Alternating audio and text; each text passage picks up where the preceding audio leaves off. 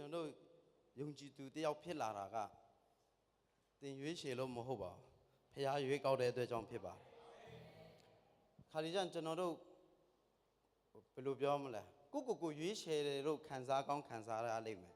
ဒါပေမဲ့ဖခင်ရွေးကောက်တာဖြစ်တယ်ဒါတင်တို့ဟာငါ့ကိုရွေးကောက်တာမဟုတ်ဘူးငါတင်တို့ကိုရွေးကောက်တာဖြစ်တယ်ဒီနေရာမှာတိုက်ဆိုင်မှုနဲ့ကျွန်တော်တို့တွေးကြတာမဟုတ်ပါဘူးဖခင်ရဲ့အကြံအစီဖြစ်ပါတယ်အဲ့တော့ဒီကနေ့ကျွန်တော်တို့ရဲ့အသက်တာမှာဖခင်ရွေးကောက်ခံရတယ်အဲ့ဒီလူနဲ့ပဲပြီးဆုံးတော့ဖို့ဖခင်လိုမရှိဘူးကျွန်တော်တို့ကိုဖခင်ကလည်းသူ့စိတ်တော်နဲ့တွေ့တဲ့လူတစ်ယောက်ဖြစ်စေရှင်တယ်သူတန်ဖိုးထားတယ်လို့လောကမှာတင့်ကိုရှင်တန်စေရှင်တာဖြစ်တယ်ဒါကြောင့်ဒီမှာဟေဘဲအခန်းကြီး7မှာဖတ်ကြည့်အောင်ဘယ်လိုမျိုးလူတွေကိုဖခင်ကနှစ်သက်တယ်လဲဆိုတော့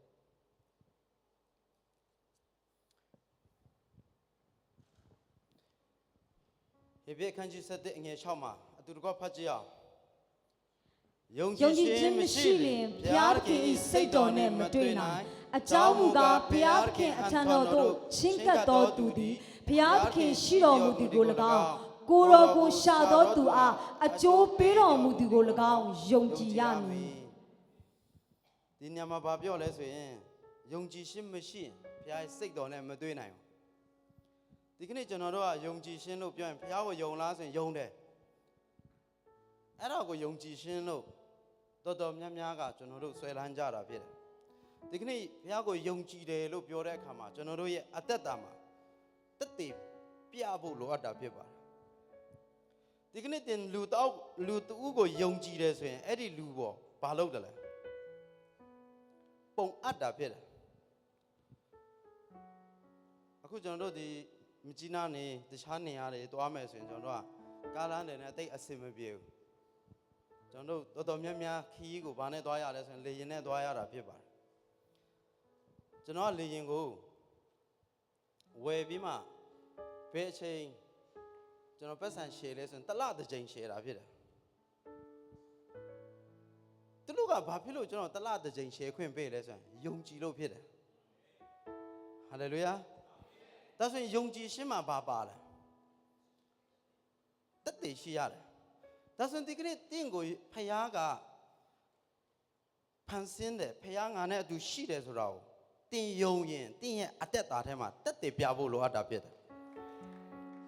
တင်ရှိမှာတက်တည်တွေမြင်လာရဖို့လိုအပ်တာဖြစ်တယ်တင်ရဲ့လှုပ်ဆောင်မှုတွေမှာတောင်းယုံကြည်ခြင်းရှိတယ်လို့ပြောတဲ့လူတိုင်းကဘာနဲ့တွဲဖို့လိုလဲဆိုရင်နားထောင်ခြင်းနဲ့တွဲဖို့လိုဘာကိုနားထောင်ရမလဲဖခင်စကားကိုနားထောင်ရမယ်ဒီကနေ့ဖခင်ကအသက်ရှင်တယ်ဆိုတာကိုတင်ရယုံတယ်ဒီကနေ့ဖခင်ကစကားပြောတတ်တယ်ဆိုတော့တင်ယုံတယ်ဆိုရင်ဘာဖြစ်လို့တင်ဒီနေ့အချိန်အထိဖခင်စကားကိုနားထောင်တဲ့လူအဖြစ်အသက်မရှင်လားဟာလေလုယာကျွန်တော်တို့နားထောင်ရှင်လို့ပြောတဲ့အခါမှာကိုနားထောင်ရှင်တလောက်နားထောင်ခိုင်းတာမဟုတ်ဘူးဒါကြောင့်ယုံကြည်ရှင်လို့ပြောတဲ့အခါမှာဘာနဲ့တင်တက်တည်ပေးဖို့လိုလဲဆိုရင်နားထောင်ရှင်နဲ့တက်တည်ပေးဖို့လိုတယ်ဒါကြောင့်ဘယ်အရာပဲဖြစ်ဖြစ်ဒါကြောင့်ဖခင်ကပြောယုံကြည်ရှင်မရှိရင်သူရဲ့စိတ်တော်နဲ့မတွေ့နိုင်ဘူးတဲ့ယုံကြည်ခြင်းရှိလို့သူ့ကိုရွေးကောက်တာမဟုတ်သူစိတ်တော်နဲ့တွေ့တဲ့လူအဖြစ်တတ်မှတ်ခံရတာအဲ့ဒါနောက်တစ်ဆင့်ဖြစ်သွားပြီဒီကနေ့တင်ယုံကြည်သူဖြစ်လာတာတော့ဖခင်တင်ကိုချစ်လို့ရွေးကောက်ထားတာသူကိုယ်တိုင်ရွေးချယ်ထားတာဒါပေမဲ့ तू ကလေဒီလူကတော့စိတ်တော်နဲ့တွေ့တဲ့လူမရှိဘူးလားအဲ့စိတ်တော်နဲ့တွေ့တဲ့လူကလေဘာမဆိုပေးရှင်တာဟာလေလုယာဒီကနေ့ယုံတယ်ဖခင်ကကျွန်တော်အပေါ်မှာအမှုပြုမယ်ကျွန်တော်ကိုရွေးကောက်တာဟာဖခင်အရှင်းနည်းတွေရွေးကောက်တာမဟုတ်ဘူးလောကမှာသူ့ရဲ့ဘုန်းတော်ကိုထင်ရှားစေဖို့လို့ပြောတဲ့အခါမှာတင်အဲ့ဒါကိုယုံတယ်ဆိုရင်အဲ့ဒီယုံကြည်ခြင်းကိုတင်သက်သေပြဖို့လိုအပ်တယ်ချုပ်တော့ရလားမသိဘူးအဲ့ဒီလူကိုဖခင်ကဘာပေးလဲဆိုတော့သူ့စိတ်တော်နဲ့တွေ့တဲ့လူကိုအမြဲတမ်းတာဝန်ပေးတဲ့ဖခင်ဖြစ်တယ်ကျွန်တော်တို့ရဲ့အသက်တာမှာယုံကြည်သူဆိုပြီးတင်ဘယ်အရာကိုမှတာဝန်မယူတတ်ရင်တင်ဘယ်အရာမှထူးချွန်တော့သူမဖြစ်လာတော့တာဝန်ယူခြင်းလို့ပြောတဲ့အခါမှာတရားဟောမှပဲတာဝန်ယူရတာမဟုတ်ဘူးကန္တာမျိုးစုံကနေဖခင်အသုံးပြုတာဖြစ်တယ်ကျွန်တော်တို့ခရိယန်ယုံကြည်သူလို့ပြောတဲ့အခါမှာ ကျမ်းစာဘာပြောလဲဆိုရင်ကိုအင်္ဂါရဖြစ်တယ်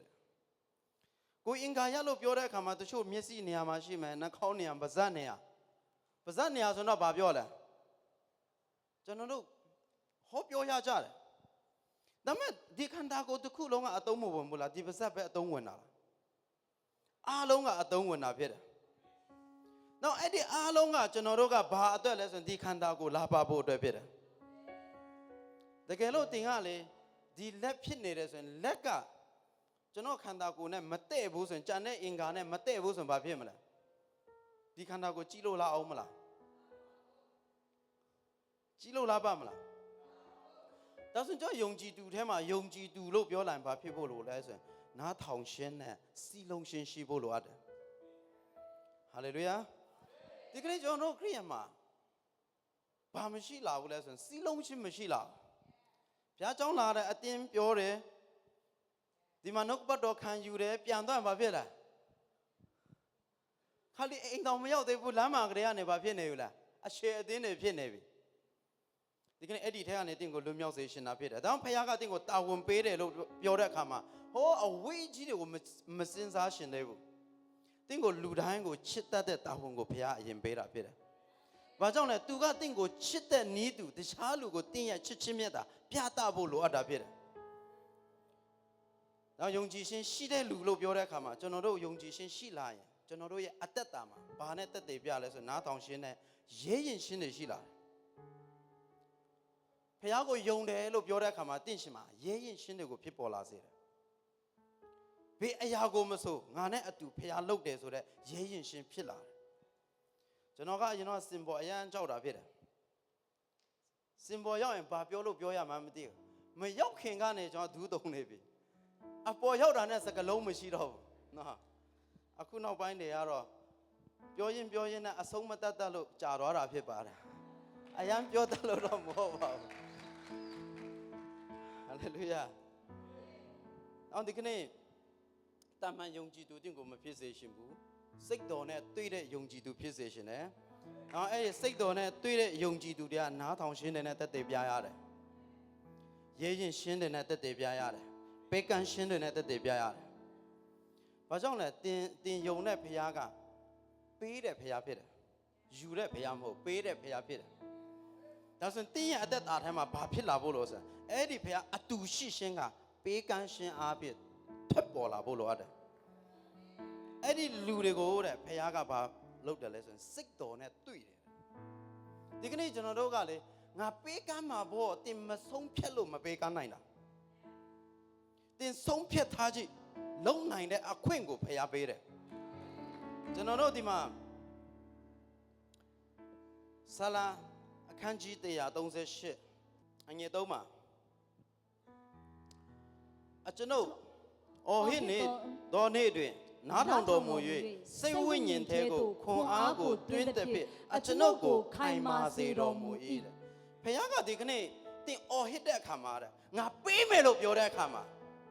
တင်ဘဝမှာမပေးနိုင်တဲ့အာရင်ရှိုးနေတဲ့ဘဝကိုဘာဖြစ်တယ်လို့ပြောလဲဆိုရင်စိတ်ဝိညာဉ်ကိုခွန်အားနဲ့တွင်းတက်ဖြစ်တယ်ဘသူကတွင်းပေးလဲဖခင်ကတင်ကိုဝိညာဉ်တွင်းပေးတာဘေးရကိုလဲအားနေတဲ့အရာကိုဒါမဲ့တင်ကလေဒီကနေ့ယူမေကြီးပဲပြောနေတော့ဖခင်တွင်းပေးစရာမရှိဘူးသူကသူနဲ့ပုံတရံတူတဲ့လူဖြစ်စေရှင်တာဖခင်ကရယူတဲ့ဖခင်မဟုတ်ပေးကမ်းတဲ့ဖခင်ဖြစ်တယ်ယေရှုကိုယ်တိုင်ကကျွန်တော်တို့ကိုဘာလာပေးလဲအသက်လာပေးတာဒါမဲ့ဒီကနေ့တင်ကဖခင်သားလို့ပြောပြီးဖခင်သားရဲ့ပုံတရံမရှိဘူးနောက်ဒီကနေ့တင်းရဲ့ပုံတရံကဘယ်ကနေစပြီးပြောင်းလဲဖို့လိုအပ်လဲဆိုရင်တင်းရဲ့နှုတ်ကနေပြောင်းလဲဖို့လိုအပ်တယ်နောက်ယုံကြည်ခြင်းရှိတဲ့လူလို့ပြောဖခင်ရဲ့စိတ်တော်နဲ့တွေ့တဲ့လူကလေအားနေတဲ့စကားမပြောဘူး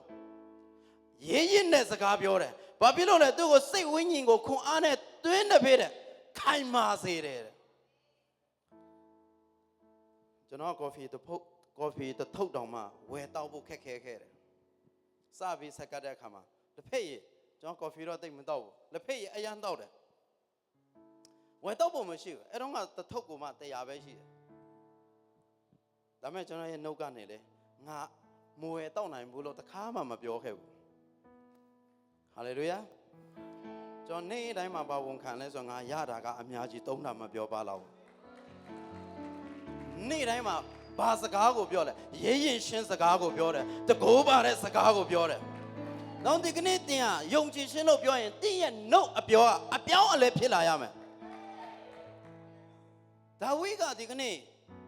ဂေါလက်ကိုတွေ့တဲ့အခါမှာသူနဲ့ရှင်လို့ရလို့လားသူနဲ့ဒီဂေါလက်ကိုရှင်နိုင်တဲ့အားရင်သူ့ရှိမှမရှိဘူးဒါပေမဲ့ तू ဘာစကားကိုပြောလဲဒီကောင်ကဘာမုန်းလို့လဲတဲ့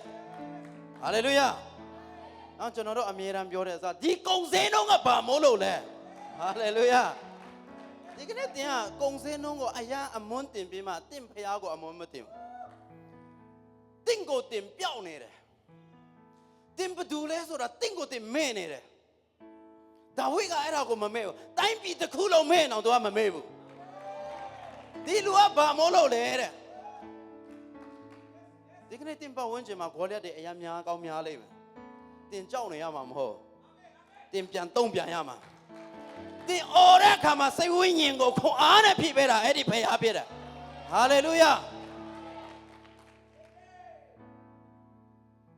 အမှုတော်ဆောင်အရာလွယ်မိုင်ပဲလို့တင်ထင်ကောင်းထင်လိုက်မယ်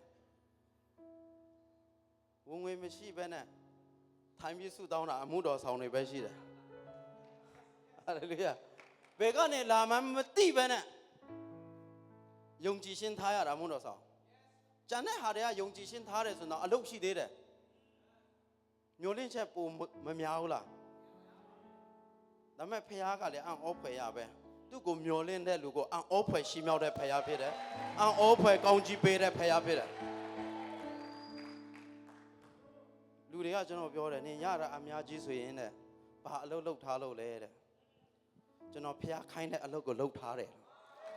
ဘသူနည်းကိုလာစားပေးမလားကျွန်တော်ရဲ့ကိုယ်ကွယ်တဲ့ဖျားကလာစားပေးတယ်အသက်ရှင်တဲ့ဖျားကိုကျွန်တော်ယုံကြည်တာငါ့ကိုအကျိုးပေးမယ်ဆိုတာကိုယုံတယ်ဟာလေလုယာဒီကနေ့တင်ဘာကြောင့်မလို့နှုတ်မမွတ်ရေးတာလဲဆိုရင်အဲ့ဒါကိုတင်ကိုယ်တိုင်နားမလဲသဘောမပေါက်လို့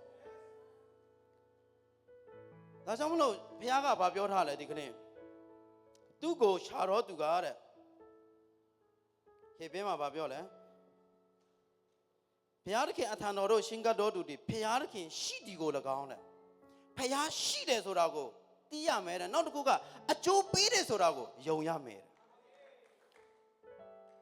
ဒါဆိုရင်ဒီကနေ့တင်အော်ဟစ်တဲ့အခါမှာဘုရားငါ့ကိုအစွမ်းတတိပေးတယ်ဆိုတာတင်သိဖို့လိုအပ်တယ်ဒီကနေ့ငါကြွေးကြော်ဝန်ခံတဲ့အခါမှာဖခင်ကငါ့ကိုအကျိုးပေးတယ်ငါလွတ်လပ်လာဟာပြင်မှာရှောက်ပြောနေတာမဟုတ်ဖခင်ရဲ့မျက်မှောက်တော်မှာပြောနေတာ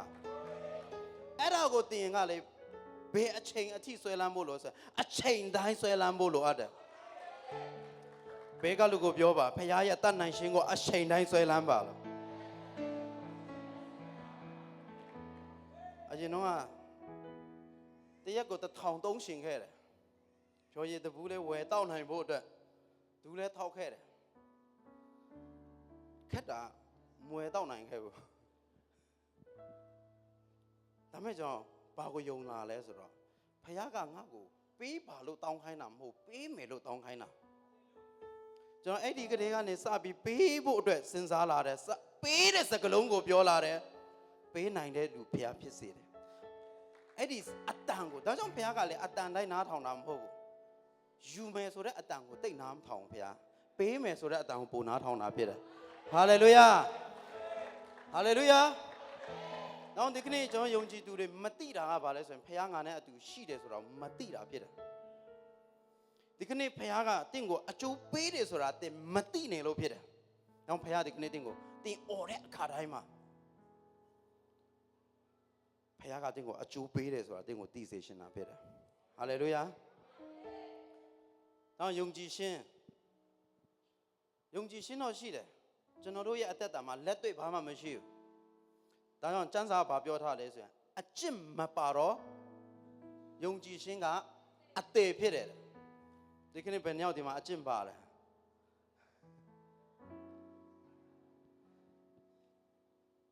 ကောင်းပြီဒီကနေ့ဒီအရာလေးတွေပြောရှင်းတာမဟုတ်ကောင်းစင်လွဲတော့မယ်လို့နော်ဒီကနေ့ကျွန်တော်တို့ဖျားအတူရှိတယ်ဆိုတာတင့်ဘဝမှာဘာတွေနဲ့ မြင်စေမလဲဟာလေလုယာဒီကနေ့ကျွန်တော်ပြောတဲ့နှုတ်ကပတ်တော်ကတော့တာမန်ပဲဖြစ်ပါတယ်ဒါမဲ့တင်တာမန်နားနဲ့နားမထောင်စေရှင်ဝိညာဉ်တော်နားနဲ့တင်ကိုနားထောင်စေရှင်တာဖြစ်တယ်။တော့ဖခင်ကကျွန်တော်တို့ကဖခင်မြင်မမမြင်ရတာဒီကနေ့ဖခင်စကားနားထောင်ချင်လိုက်တာကျွန်တော်တို့ပြောကြတယ်ဘယ်မှာလဲဖခင်ဘယ်မှာလဲငါတို့ဘယ်လိုစကားပြောတာလဲ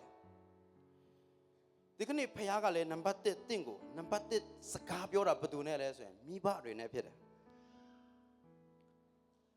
မိဘတွေအားဖြင့်တင့်ကိုစကားပြောတယ်နောက်တစ်ခုနားလေအောင်ပြောမယ်ဆိုရင်တင်းရဲ့အုတ်ထိန်တူတွေနဲ့အရင်ပြောတယ်ကျွန်တော်တို့မွေးတာနဲ့ဘယ်သူနဲ့အရင်တိတာလဲဆရာတွေနဲ့အရင်တိတာလားမိဘတွေနဲ့အရင်တိတာဒါဆိုရင်တင်းကိုဖခင်ကစကားပြောတဲ့အခါမှာဘယ်သူကနေစပြောလဲဆိုမိဘကနေစကားပြောတယ်အဲ့လိုပြီးမှနည်းနည်းကြီးလာတဲ့အခါမှာဘယ်သူနဲ့ဖခင်စကားပြောလဲဆိုမှုတော်ဆောင်တွေနဲ့စကားပြောတယ်တင်းထက်တိတတ်တဲ့လူဖြစ်ချင်မှဖြစ်မယ်ဒါပေမဲ့ဖခင်အတွက်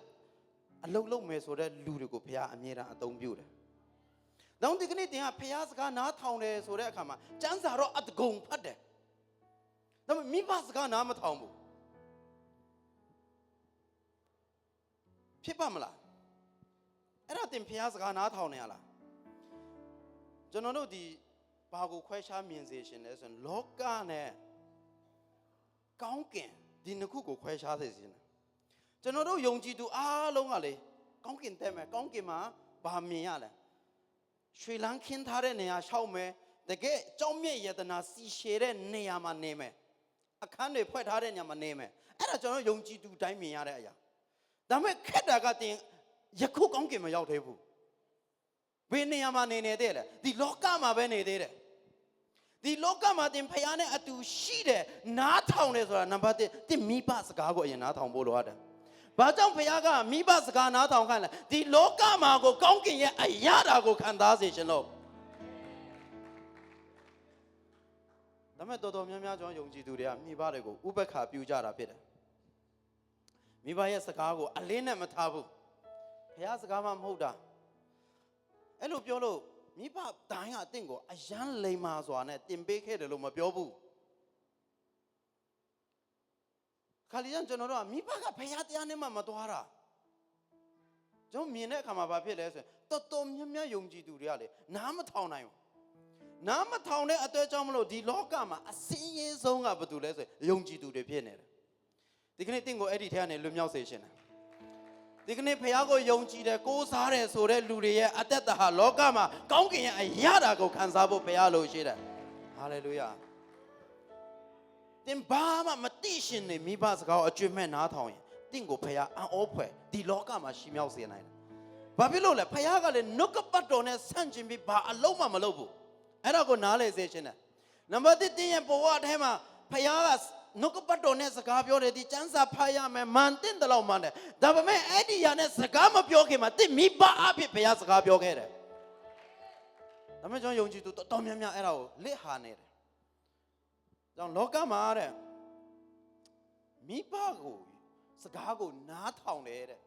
ပြီးယူတည်ရင်တဲ့ဘာဖြစ်လဲဆိုပြီးတော်မှာကောင်းစားပြီးမှအသက်တာရှည်မယ်အသက်ရှည်တယ်မကောင်းစားဘူးအဲ့လိုမဟုတ်ဘူးကောင်းစားပြီးအသက်ရှင်တဲ့ဘဝအသက်ရှည်တဲ့ဘဝအဲ့ဒါကိုဖျားပေးရှင်တာနောက်ယေရှုကဒီလိုပြောတာငါလမ်းဖြစ်တယ်ကျွန်တော်တို့ကကောင်းကင်တက်တဲ့လမ်းကိုပဲတင့်ကိုမြင်စေရှင်တာမဟုတ်ဒီလောကမှာကိုသူ့ရဲ့နီလာအတိုင်းအသက်ရှင်စေရှင်တာယေရှုကိုယ်တိုင်ကမိဘစကားနားမထောင်ခဲ့ဘူးလားဘာကြောင့်သူအသက်30မှအမှုတော်ဆောင်လုပ်ခဲ့ရတယ်။ဘာကြောင့်အဲ့တဲ့အခါမှာဖခင်ရဲ့အမှုတော်ကိုဆောင်တာလဲ။အသက်30အထိကအိမ်အလုပ်လုပ်ခဲ့တယ်။တေချာကျမ်းစာဖတ်တဲ့အခါမှာ30အထိကအိမ်မှာနေပြီးမှသူဖခင်နဲ့သူဘာလုပ်လဲဆိုရင်လက်သမားအလုပ်ကိုလုပ်တယ်လို့ပြောတယ်။ဘာဖြစ်လို့အသက်30အထိသူနေရလဲ။အဲလောကရဲ့မိဘရဲ့ဥပဒေဖြစ်တယ်။ဟာလေလုယာ။မိဘရဲ့ ဂျူးလူမျိုးတွေကအသက်30တာဦးတိုင်းကအသက်30အထိမိဘရဲ့အုတ်ထိန်မှုအောက်မှာအကျွတ်မဲ့နာခံရတာအဲ့ဒီဟာကဘာလို့လဲဆိုတော့တားလိမ်မာတွေလို့ခေါ်တယ်ဒါပေမဲ့ဒီကနေ့ကျွန်တော်ယုံကြည်သူတွေကမိဘစကားကိုနည်းနည်းနားလေတဲ့အရွယ်ဆိုရင်နားမတောင်ရှင်တော့ဘူးကျန်းစာဖတ်ပြီးမှအလွဲယူတဲ့လူမဖြစ်စေရှင်ဘူးဒီကနေ့ယုံကြည်သူလို့ပြောတဲ့အခါမှာယုံကြည်ရှင်းလို့ပြောတဲ့အခါမှာနားထောင်တတ်သောသူဆိုတာနံပါတ်1ဘေကနေလာမိဘရှေ့ကနေလာဖို့လိုအပ်တယ်ကျွန်တော်ကတခြားလူတွေထက်ပို့ပြီးမှညံအရာမှာအားနေတယ်သူများတွေထက်ဘယ်လိုပြောမလဲညံမပြေးဘူးမညံနေဆိုရင်သူများလို့အရန်ကြီးမမိတယ်လို့သိမရှိဘူးခဏနေဆိုမေ့သွားတတ်တယ်ဒါပေမဲ့ကျွန်တော်မမေ့တာတခုရှိတာငယ်ကလေးကနေကျွန်တော်မိဘစကားအကျွတ်မဲ့နားထောင်တယ်ဟာလေလုယာတော့ကျွန်တော်ဘဝမှာအရန်ခက်ခဲတယ်ဆိုတာမရှိခဲ့ဘူးအမှုတော်ဆောင်ရင်လည်းအရန်ခက်ခဲတယ်ဆိုတာမရှိခဲ့ဘူးအဲ့ဒါဘာဖြစ်လို့လဲဆိုနှုတ်ကပတ်တော်မတိခဲ့တော့မှနှုတ်ကပတ်တော်ထဲမှာရှိနေလို့ဖြစ်တယ်ဒီကနေ့ကောင်းဖေဟာကောင်းကြီးပေးတယ်ဆိုတော့သူနှုတ်ကပတ်တော်ထဲမှာတင်ရှိနေဖို့လိုအပ်တယ်သူပြောထားတဲ့လမ်းစဉ်ထဲမှာတင်မတ်တရနေဖို့လိုအပ်တယ်ဒါကြောင့်နားထောင်တဲ့ဖေဟာစကားတော့နားထောင်တဲ့အမေအဖေစကားတော့နားမထောင်နိုင်ဘူးယုံကြည်သူတွေကအများဆုံးပြောတဲ့လူဖြစ်တယ်ကျွန်တော်တို့ပတ်ဝန်းကျင်မှာဆိုရင်ဒါကိုအယမ်းမြင်ရတယ်သူတို့ဘဝကိုကြည့်တဲ့အခါမှာကောင်းစားရှိမမြင်ရဘူးဒါကြောင့်စကားပဲနားထောင်တဲ့ဘဝကိုပြောတာမဟုတ်ယိုသေးတာဒီကနေ့ကျွန်တော်မြန်မာကျမ်းစာမှာတော့ယိုသေးတယ်လို့ပြောတယ်ကျွန်တော်တိုင်းရင်းသားဘာသာစကားမှာခွန်ဂါလို့ခေါ်တယ်အဲ့ဒါကဘာလဲဆိုရင်ပေးကမ်းခိုင်းတာမိဘကိုယိုသေးပါလို့ပြောတဲ့အခါမှာမိဘကိုပေးရမယ်ဟာလေလုယာဘာလို့ရမလဲပေးရမယ်တင်ပဲနှခါပေးပြီးလဲကျွန်တော်မိဘတွေခက်ခဲလို့ပေးတာမဟုတ်ကျွန်တော်မိဘရဲ့ကောင်းကြီးကိုယူဖို့အတွက်ပေးတာဒီကနေ့တင်ကမိဘရဲ့ကောင်းကြီးကိုရရှင်တယ်ဆိုရင်မိဘကိုပေးကမ်းတတ်ရတယ်မိဘတွေလုပ်ခဲ့တဲ့အရာကျမ်းစာကြည့်လို့ပြောတယ်တင်မဆိုင်ပြိုးတဲ့အရာမှာရိတ်သိမ်းရမယ်တဲ့တင်မဆိုင်ဘူးတဲ့အရာဥမာအခုကျွန်တော်မျိုးစိတ်ကျေးတယ်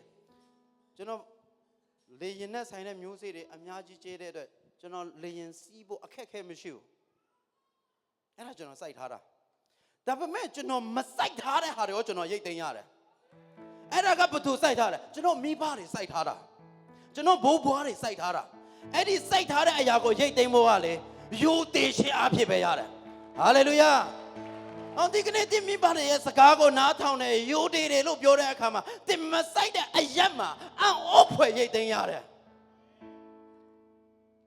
ခါလီကျန်ငါမထိုက်မတန်ပဲနဲ့ဘာဖြစ်လို့ဒီလောက်ကြီးရိတ်နေရတာလဲဟိုတင်မိဘတွေအရန်စိုက်ထားခဲ့တာဟာလေလုယာတင်ဘိုးဘွားတွေအများကြီးစိုက်ထားခဲ့တာဒါအောင်ဒီကနေ့တင်ရိတ်သိမ်းနေရတယ်ဒါပေမဲ့ကျွန်တော်ယုံကြည်သူတွေကဘာကိုမေ့သွားလဲဆိုရင်အဲ့ဒီအရာကိုမေ့သွားတဲ့အသက်လောကမှာကြွယ်ဝရှင်အားလုံးကိုဆုံးရှုံးတယ်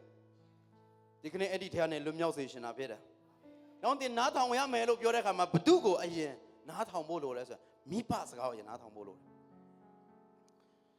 ။ပေးကမ်းရမယ်လို့ပြောတဲ့အခါမှာတင်ဘယ်နှခါပေးပြီးပြီလဲ။ကျွန်တော်စပြီးမှမှုတော်ဆောင်တဲ့အခါမှာကျွန်တော်မိဘကိုပေးဖို့ဆိုဆုံးဖြတ်တယ်။အမှုတော်ဆောင်ဆိုဘသူကပေးလို့လဲ။ကျွန်တော်တို့ကုမ္ပဏီမှာအလုပ်ဝင်တာမှမဟုတ်တာ။ကုမ္ပဏီမှာတော့ချက်ချင်းအလုပ်ဝင်ပါဖြစ်လား။ချက်ချင်းလာစာပေးတယ်ကျွန်တော်တို့ကမျောလင့်စရာမရှိဘူးကျွန်တော်တို့ရဲ့မျောလင့်စရာဖျားပဲဖြစ်တဲ့အချိန်မှာဆိုတော့တောင်းတာပဲပေးလေပေးချင်တယ်ဒါပေမဲ့ထွက်လာတာမရှိဘူးကျွန်တော်ရဲ့တောက်လောင်ရှင်လို့ခေါ်တယ်ကျွန်တော်ရန်ကုန်မှာစနေတဲ့အခါမှာဘာလုပ်လဲဆိုရင်ကျွန်တော်မှုရင်းရှင်ရောင်းဘူးတယ်အမှုတော်ဆောင်ရင်းနဲ့အင်္ဂိုလမ်းမှာတယ်ပြီးရင်ပြန်ရောင်းတယ်အဲ့ဒီရောင်းလို့ရတဲ့အရာကိုကျွန်တော်မိဘကိုစပြီးပေးတာဖြစ်တယ်ဟာလေလုယာပေးကမ်းခြင်းကိုနားလည်လာတဲ့အခါမှာစပြီးပေးတယ်ငါလတိုင်းပေးရမယ်ငါမပေးရတဲ့လမရှိရဘူးဆူတောင်းတယ်အဲ့ဒီအတွက်အော်ဖေရဘုရားကလည်းကျွန်တော်ကိုအော်တယ်ဘုရားခင်ကျွန်တော်မိဘကိုပေးရှင်တယ်လို့အော်တဲ့အခါမှာကျွန်တော်ကိုတတ်ဆွမ်းတဲ့ဝိညာဉ်ဘုရားထည့်ပေးတယ်ဟ ဟာလေလုယာတစွမ်းတဲ့ဝိညာဉ်ဒါပေမဲ့ပြင်းရနေလို့မရဘူးတချို့တွေကစုတော့အရန်တောင်းတယ်ဘာမှမလုပ်ချင်ဘူးကျွန်တော်စပြီးမှအဲ့လိုပြောတဲ့အခါမှာကျွန်တော်ကိုခေါင်းဆောင်တွေကဘာလုပ်ခိုင်းလဲဆိုအိမ်ရှာခိုင်းတာဖြစ်တယ်မိဘတွေကိုပေးချင်တယ်လို့ပြောတဲ့အခါမှာသွားတဲ့နင်းတော့အမှုတော်ဆောင်တွေနေဖို့အိမ်ရှာလိုက်အောင်တဲ့ရန်ကုန်မြို့ထဲမှာမျက်စိတင်ငယ်နားတင်ငယ်လေးနဲ့အိမ်ငါးဖို့ရှာတာ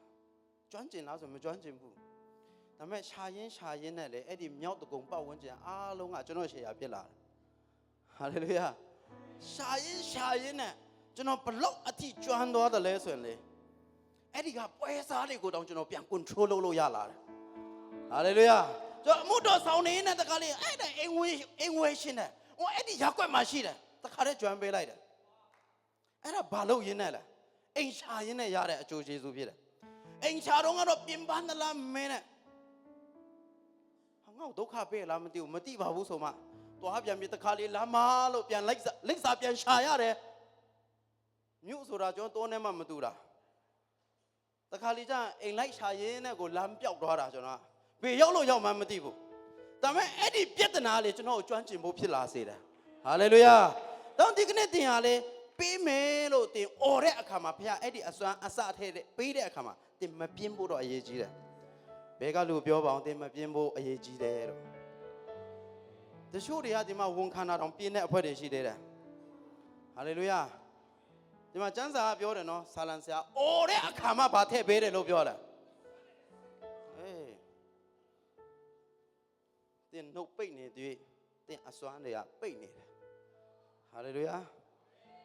တင်နှုတ်ဖွင့်လာရင်အစွမ်းတွေရောက်လာလိမ့်မယ်တကိုးတွေရောက်လာလိမ့်မယ်ရဲရင်ချင်းတွေရောက်လာလိမ့်မယ်ဒါကြောင့်ဒါဝိကဘလောက်တောင်ပြောတယ်လဲဆိုရင်သူ့အကိုတွေအမြင်ကတဲ့အထိပြောတယ်နင်ကလေအရန်ကြီးတဲ့လူဖြစ်တယ်တဲ့ဘာဖြစ်လို့လဲဒါဝိကအရန်ပြောလို့ဘဲကလူပြောပါနင်အမြင်ကတဲ့အထိငါပြောအောင်ပါလို့နင်အမြင်ကတဲ့အထိငါဝန်ခံအောင်ပါလို့တင်ဘဲကလူကအမြင်မကတဲ့ဘူး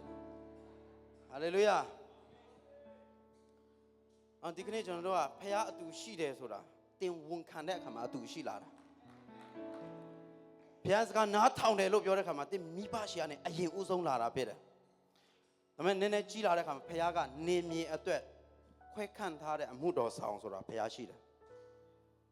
ဒီကနေ့တင်ကအဲ့ဒီနှစ်ခုကိုတင်နားလည်ဖို့လိုအပ်တယ်အဲ့ဒါကိုကျွန်တော်တို့ကဘာဖြစ်လဲဆိုဝိညာဉ်ရေးဟာဖခင်လို့ခေါ်တယ်ဝိညာဉ်ရေးဟာမှာတွင်တင်ပေးတယ်ဥပမာဒီမန္တလေးမှာတင်နေတယ်မန္တလေးမှာကျွန်တော်ဆရာနဲ့ဆရာမတို့ဒီမှာဘုရားထားတာဘာဖြစ်ဖို့အတွက်လဲတင့်ကိုဘိတ်တိတ်ကောင်းကြီးပေးဖို့အတွက်ဖြစ်တာဒီကနေ့ကျွန်တော်ယုံကြည်သူမှာ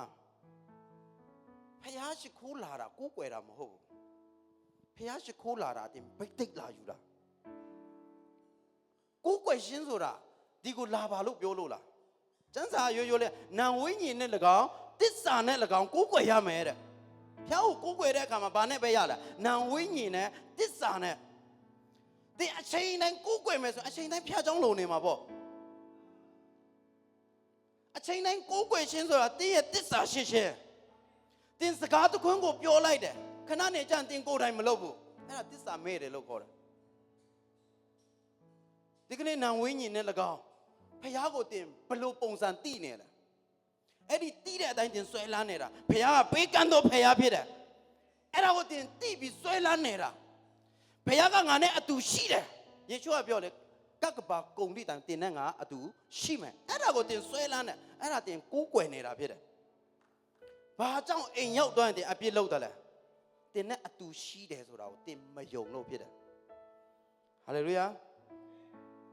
ဘာကြောင့်ဘုရားကျောင်းမှာလိန်မာပြီးအပြင်မှာမကောင်းရလဲဆိုရင်တင့်ကိုးကွယ်ခြင်းရပ်တန့်သွားလို့ဘုရားကျောင်းကပဲကိုးကွယ်တာမဟုတ်ဘုရားကျောင်းကဗိတ်သိက်လာယူတယ်လို့ခေါ်တယ်တော့တပတ်ပြီးတပတ်တင်ရှင်မှာဗိတ်သိက်ရှင်လို့ပြောတဲ့အခါမှာတင်ကယန်သူကိုနိုင်တော်သူဖြစ်စေတယ်ဗိတ်သိက်ရှင်ဆိုတာလေယန်သူကိုနိုင်တော်သူဖြစ်စေတာဒါပေမဲ့တင်ရဲ့အသက်တာထဲမှာကိုးကွယ်ခြင်းနဲ့တွဲနေဖို့လိုအပ်တယ်ဒီကနေ့ကျွန်တော်တို့ကအဲ့ဒီနှစ်ခုကို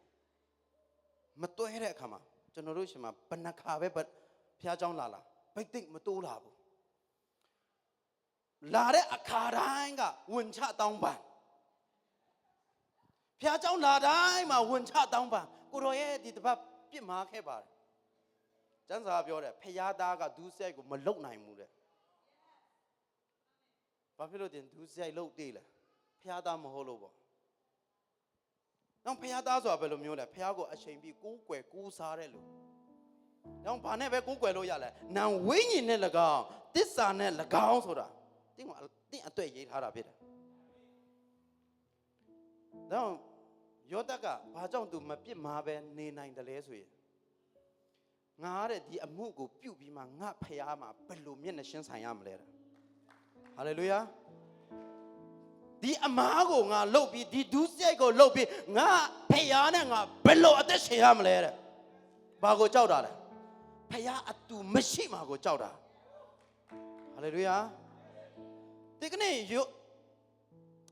ယောသက်ကအဲ့ဒါလိုပြောတယ်ဒါဝိဒ်ကလည်းပြောတယ်ကျန်တဲ့အရာအားလုံးယူသွားပါတယ်ကိုတို့ရဲ့ဝိညာဉ်ကိုတော့ကျွန်တော်ထဲကနေမယူသွားပါနဲ့ဟာလေလုယာဒီကနေ့ကျွန်တော်ယုံကြည်သူတွေကဖခင်အတူရှင်းရှင်းဆိုတော့မေ့နေတာတင်ကိုးကွယ်တာတပတ်တစ်ခါပဲဖြစ်နေတယ်ဒီနေရာကတင်ပိတ်သိယူတဲ့နေရာဖြစ်တယ်ယုံကြည်ခြင်းထပ်ဆင့်ပြီးမှယုံကြည်ခြင်းတင်တည်ဆောက်တဲ့နေရာဖြစ်တယ်ပုံမှန်တင်တည်တာတဲ့ပို့ပြီးတည်တဲ့ဘဝမှာရှိဖို့အတွက်ဘုရားကျောင်းကိုလာတာဖြစ်တယ်နောက်တစ်ခုဒီနေရာကပူဇော်ရှင်လို့ခေါ်တယ်ဘာကိုပူဇော်လဲတင်ရဲ့အချိန်ကိုလာပူဇော်တာဘုရားကိုအချိန်ပေးတာဟာလေလုယာတောင်းကျွန်တော်တို့ရှီမွန်ရှင်ရစ်ပူဇော်ပါလို့မပြောဘူးလားကျမ်းစာကတင်ရှီမွန်နေတာဘာလဲရှီမွန်ရှင်ရစ်ကိုတင်နေတာကျွန်တော်တို့ကရစ်တင်တာနဲ့ကိုယ်ကွယ်ရှင်မားနေတဲ့အတွက်ကျွန်တော်တို့ဘဝမှာအမားတွေအများကြီးလုပ်ခဲ့တာဖြစ်တယ်ဒါကြောင့်ကျွန်တော်တို့ကကွယ်ရမှာဆိုဘာဖြစ်လဲပောက်ကရအသက်ရှင်တယ်ဘယ်သူမှကြားလိုက်တာမှမဟုတ်တာကိုပြောလိုက်တဲ့စကားကိုကိုတာဝန်မယူဘူးအဲ့ဒါဖခင်အတူရှိတဲ့လူတွေရဲ့ဘဝမှာဟုတ်ဘူးဟာလေလုယာဒါကြောင့်မလို့ဒီကနေ့ဖခင်ကိုကြောက်ရွံ့တဲ့ဖခင်စကားကိုနားထောင်တယ်လို့ပြောတဲ့အခါမှာအမြဲတမ်းတင်တဲ့အတူရှိတယ်ဆိုတာတင်ကွက်ကွက်ကွန်းကွန်းမြင်ဖို့လိုအပ်တယ်ဒီနေရာမှာတင်ကိုဖခင်ကနောက်လေပဲတက်ဖို့ပို့တာဖြစ်တယ်ဒီနေ့အဖြစ်တင်ရဲ့အသက်တာထဲမှာရှိတဲ့အရာကိုရစ်ပူဇော်တာဒါကြောင့်ဒီကနေ့တင်အချိန်ကိုပူဇော်တယ်ဖခင်ကလေသူ့ကိုပူဇော်တဲ့အခါမှာအကောင်းဆုံးပဲပူဇော်စေရှင်တယ်အကောင်းဆုံးပဲလုပ်စေရှင်တယ်ဒါဆိုရင်ဒီကနေ့တင်ဘာကြောင့်ဖခင်ကြောင့်နောက်ကြလဲသိလားတင်ကောင်းကောင်းမပူဇော်ရှင်တော့ဟာလေလုယာနောက်ကြတဲ့လူတို့ပြောတာတော့မဟုတ်ပါဘူးဥပမာပြောပြတာပါဒီကနေ့ဘာကြောင့်တင်ကောင်းကောင်းဝမ်းမြောက်စွာမရှိမနိုင်ရတာလဲတင်ကောင်းကောင်းမပေးရှင်းဖြစ်တယ်ဘတုအသက်တင်ဒီနေရာမှာတရှင်းဆိုတာမဟုတ်ဘူးဖခင်ကိုရှိမွမ်းတာဟာဖခင်ကိုရစ်ပူဇော်နေတာဒီနေရာမှာဘုရားကျောင်းလာတဲ့တာတင်ဟာပေးကမ်းနေတာဘာကိုပဲတင်းရဲ့အချိန်တွေကိုပေးကမ်းနေတာဒီကနေ့ဘုရားကျောင်းစတာနောက်ကြတယ်ဆိုတော့တင်မနောက်ကြဖို့အရေးကြီးတယ်ဟာလေလုယာဒီမှာလည်းတစ်ခါမှမနောက်ကြဘူးပါဘူးဟုတ်တယ်မဟုတ်လားဥပမာပြောပြတာပါကျွန်တော်တို့ကမတိတာမတိတဲ့အတွက်အရာရာမှာဆုံးချုံတော့သူဖြစ်စေတယ်ဒီကနေ့စပြီးပြောင်းလဲရအောင်ကြောင်းယောမအခန်းကြီး7နဲ့အရင်နေ့မှာဒီလိုပြောထားတယ်စိတ်နှလုံးအတစ်ပြင်ဆင်ရတဲ့ပုံတရံပြောင်းလဲရှင်းတော့ရောက်ကြတော့တယ်ဒီကနေ့တင့်ပုံတရံပြောင်းတာမိတ်ကပ်မဟုတ်ဘူးစိတ်နှလုံးဖြစ်တယ်ဟာလေလုယာတင်းရဲ့စိတ်နှလုံးမှာဖခင်ကိုအချိန်ပေးတယ်လို့ပြောရင်တင်းအချိန်နဲ့အားလုံးအတန်ဖိုးရှိတဲ့အချိန်တွေဖြစ်လာလိမ့်မယ်တင်းရဲ့အတန်နဲ့ဖခင်ကိုရစ်ပူဇော်တယ်လို့တင်းအောက်မဲ့တင်းရဲ့အတန်တင်းပြောတယ်များတန်ဖိုးရှိတဲ့အရာတွေဖြစ်လာလိမ့်မယ်ဟာလေလုယာဒါကြောင့်ကျမ်းစာကပြောတယ်ပေးကမ်းတော်သူကကျွယ်ဝမယ်တဲ့ဒီကနေ့တရားပေးကမ်းတယ်လို့ပြောပတ်စံပဲမြင်နေတာအဓိကမဟုတ်ဘူးဖခင်အားလုံးကိုအတူပေးထားတာပါတယ်အချိန်ဖြစ်တယ်ဘသူကမှအပူပေးထားတာမရှိဘူးဒါပေမဲ့ကျွန်တော်တို့ပေးနိုင်လားပတ်စံဆိုတာလေချမ်းသာတဲ့လူကချမ်းသာတယ်လို့ပေးနိုင်တယ်တချို့ကျွန်တော်တို့ ਨੇ တီးတဲ့လူအရန်ချမ်းသာကြတယ် သိန်း50 1000ဆိုတာမို့ဖို့သုံးတယ်လို့သုံးကြတာတလို့အခုတော့လေသူနည်းနည်းလေးသုံးပလိုက်တာသိန်း5000သုံးပလိုက်တယ်ကျွန်တော်နဲ့ဒီတယောက်ဆိုရင်ဟိုမှာအလုတ်နည်းနည်းလေးလုံမားတယ်တဲ့သိန်း5000လောက်ကုန်တယ်တဲ့အဲ့ဒါကတန်ဖိုးမဟုတ်ဘူးအရေးအတွက်အဲ့ဒီအရေးအတွက်ကတယောက်နဲ့တယောက်တင်တန်ဖိုးမြင့်လာအရေးအတွက်ကတက်လာတယ်ဒီကနေ့ဒန်းတူပေးထားတာကအချိန်ဖြစ်တယ်တင်ကဒီကနေ့အချိန်တန်ဖိုးရှိလာရင်တင်းရဲ့တနာရသိန်း1000လည်းဖြစ်နိုင်တယ်တင်းရဲ့တနာရသိန်း1000လည်းဖြစ်နိုင်တယ်ဘာဖြစ်လို့ကျွန်တော်တို့တန်ဖိုးနေနေလဲဆိုရင်တင်ကိုယ်တိုင်ဖခင်ရဲ့မျက်မှောက်တော်မှာပေးကမ်းရှင်မရှိသေးလို့ဟာလေလုယာဘေးကလူပြောပါပေးကမ်းမဲ့နီးစနစ်သိပြီလားလို့တချို့တွေကအရန်ပေးရှင်တာတဲ့အဲ့လိုလဲပြောတယ်ဖះเจ้าလာလဲအမြဲတမ်းနောက်ကြတယ်အရန်လူတွေကိုကူညီပေးရှင်တာတဲ့ကိုစားပြုစုတောင်းပတော့မှမလာဘူးဟာလေလုယာဒီထဲမှာရောရှိလားလူတွေကိုအများကြီးကောင်းကျိုးပြုရှင်တာတဲ့ကိုစားပြုဘယ်တော့မှစုမတောင်းဖြစ်ဘူးဒီကနေ့အဲ့ဒီထဲကနေလွတ်မြောက်တဲ့လူတွေဖြစ်စေရှင်တယ်ဘယ်လိုလုပ်အဲ့ကိုရောက်သွားလဲမသိဘူးမိဘစကားနားထောင်တဲ့ထဲကနေအဲ့ဘက်ရောက်သွားတယ်ဟာလေလုယာဒါကြောင့်ကျွန်တော်မိဘနဲ့ပတ်သက်ပြီးစပြီးပေးကမ်းမှုကျွန်တော်ဆုံးဖြတ်တဲ့အခါမှာဘုရားကကျွန်တော်ကိုအစွမ်းအစပေးတယ်ကျွန်တော်အမြဲတမ်းဝန်ခံတာတခုရှိတယ်အမြဲတမ်းဘုရားရဲ့မျက်မှောက်တော်မှာអော်တာငါအပေးနိုင်ဆုံးတော့သူဖြစ်တယ်ကျွန်တော်အပေးကမ်းရှင်းမှာသူများနဲ့မတူအောင်အမြဲတမ်းစဉ်းစားပြီးမှပြင်ဆင်တ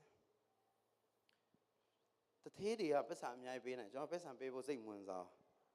တောင်းကျွန်တော်ဘာပြင်ဆင်လဲသူများမပေးနိုင်တဲ့အရာကိုပေးဖို့ပြင်ဆင်တယ်ကျွန်တော်မနေ့တုန်းကနေရွှေချောင်းတွေပေးဖို့ပြင်ဆင်တယ်တကယ်ဖခင်ကပေးနိုင်တဲ့သူဖြစ်စေတယ်ဟာလေလုယာအဲ့ဒီသက်ဆွမ်းခြင်းကိုဖခင်ထည့်ပေးတယ်ဟာလေလုယာ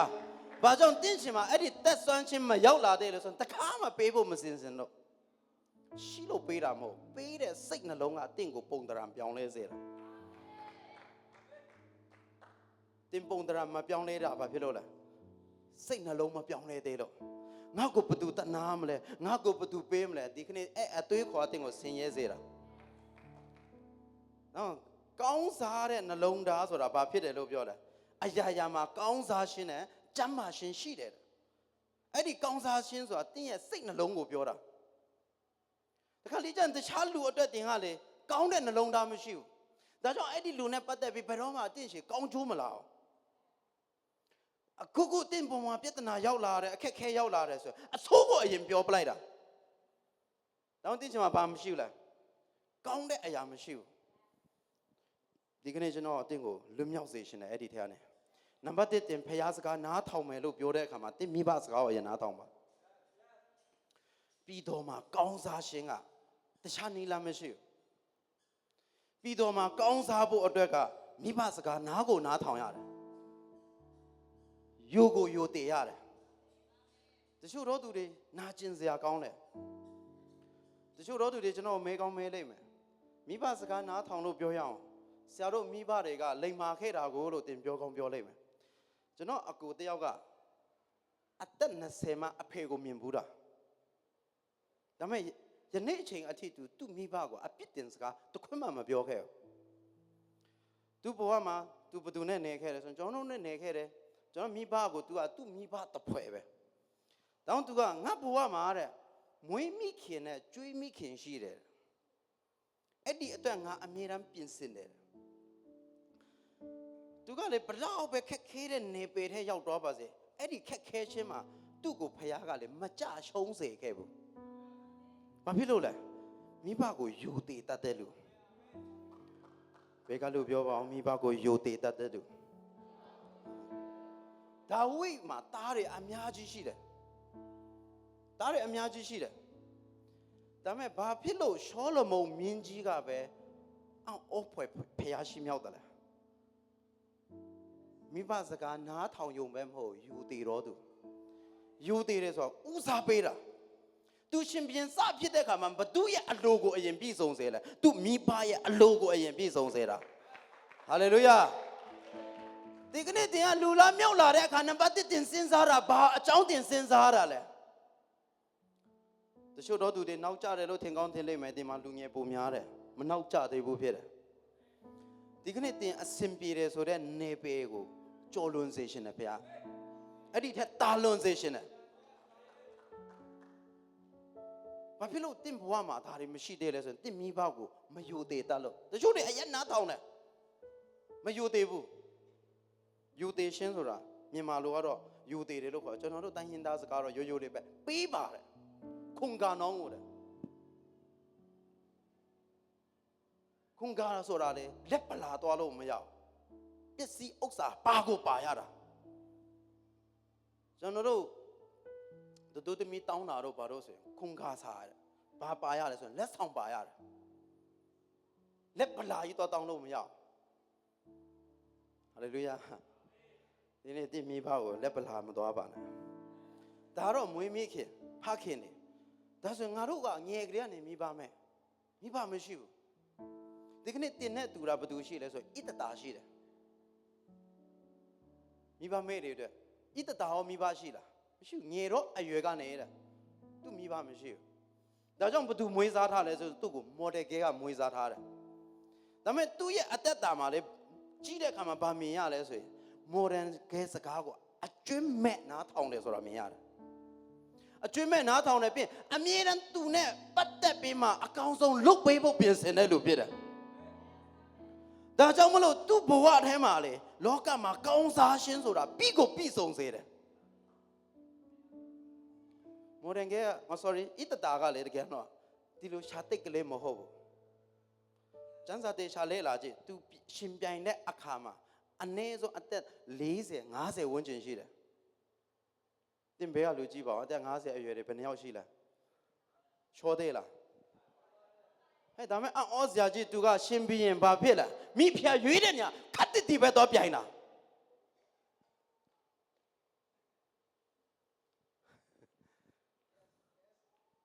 သူဘာယုံလဲဖះစကားကိုသူယုံတယ်ငါမိဘစကားကိုငါအကျွမ်းမဲ့နားထောင်တာဖြစ်တဲ့အတွက်ငါဘယ်တော့မှမရှုံးနိုင်ဘူးငါဘယ်တော့မှမအောင်မြင်တဲ့နေပင်မှာမရှိဘူးအချိန်တိုင်းမှာငါကအောင်မြင်ခြင်းပေးတဲ့ဖះရှိတယ်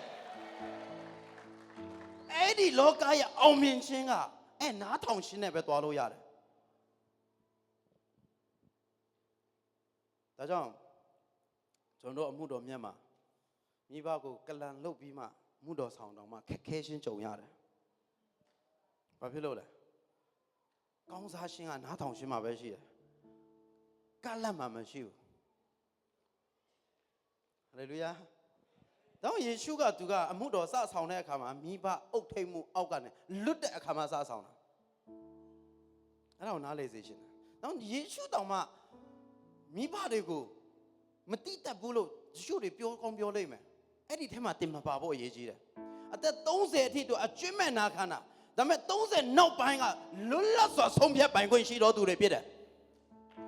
ဒါကြောင့်မလို့သူဘာလုပ်လဲလွတ်လပ်စွာသူအမှုတော်ဆောင်တာဖြစ်တယ်သူဘဝမှာမခက်ခဲစေဘူးကျွန်တော်ကယေရှုကိုဆင်းရဲတယ်လို့ဘယ်နှယောက်မြင်တယ်ဒီမှာတင်မြင်တဲ့အတိုင်းသိချင်မှာဖြစ်တယ်ယေရှုကကြွယ်ဝတယ်လို့မြင်တင်ကြွယ်ဝလာလိမ့်မယ်ဟာလေလုယာတော့ဣတတာရဲ့ဘဝမှာအောက်ဖွယ်ရပဲနင်မိဖုရားရတော့ရွေးခံတော့လို့ပြောတဲ့ခါမှာဘာလုပ်လဲသူကကောင်းကောင်းအရွေးခံတယ်တွားလိုက်တယ်ငါအသက်သေးပါတယ်ဘာဖြစ်တယ်ညာဖြစ်တယ်ဘာမှမရှိဘူးသူ့ရှိမှာအကျွမ်းမဲ့နားထောင်တယ်တော့ဒီကနေ့တင်းရဲ့ဘဝထဲမှာ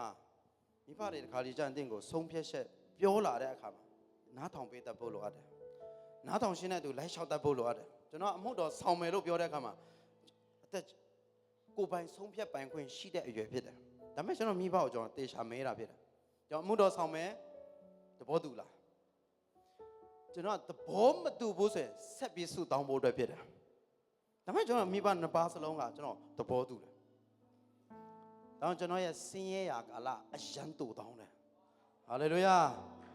ကျွန်တော်ဘဝမှာဆင်းရဲခြင်းကာလဆိုအယံတူတောင်းတယ်ခဏလေးပဲ ဘဲကလူပြောပါအောင်နားထောင်တဲ့လူအတွက်စင်ရကာလခဏလေးပဲတော့